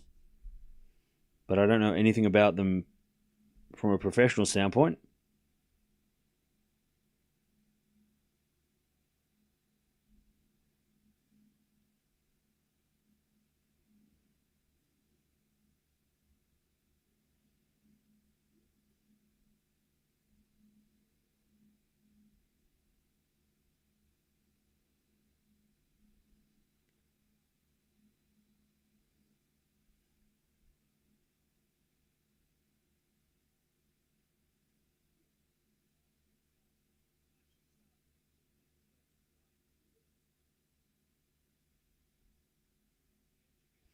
All right, here we go.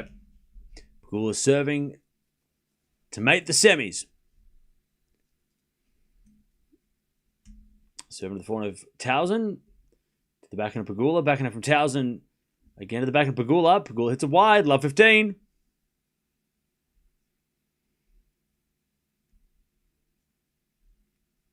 Love 15. You didn't think of becoming playing tennis professionally? I did. In my when I finished high school, but instead I ended up going to study instead. All right, nice shot from Pegula. 15-0.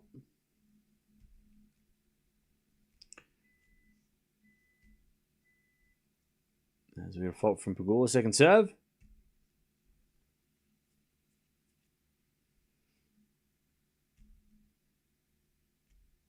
Serve to the backhand of Tauson. Forehand of Pegula to the backhand of Tauson. Drop shot is good. Pegula gets it. Tauson pass. Oh, she missed it. 30-15. 30-15 Pegula.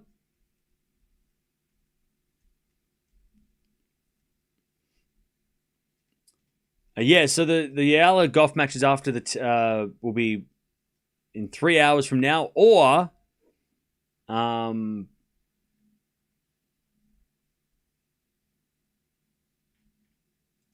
if Anisimova Andreeva goes over 3 hours. I don't think it will. I don't think that match is going to go over 3 hours.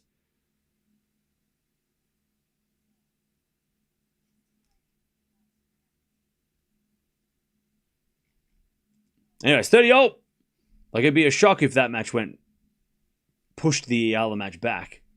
Personally, I'd be very surprised. As the return goes to forehand of Pegula, slice from Tauson. To the backhand of Pegula, Tauson backhand goes long. And Pegula's got a match point. 40-30. Pegula to get to the semis. How has she done here before? Has she ever made the semis here before? Have a look. By the way, don't forget to subscribe. We're coming back straight after this to watch more of the Dubai Championships. We've got a four now from Tauson. That's a winner. And we get the deuce. So she has made the semifinals of this event before, back in 2023.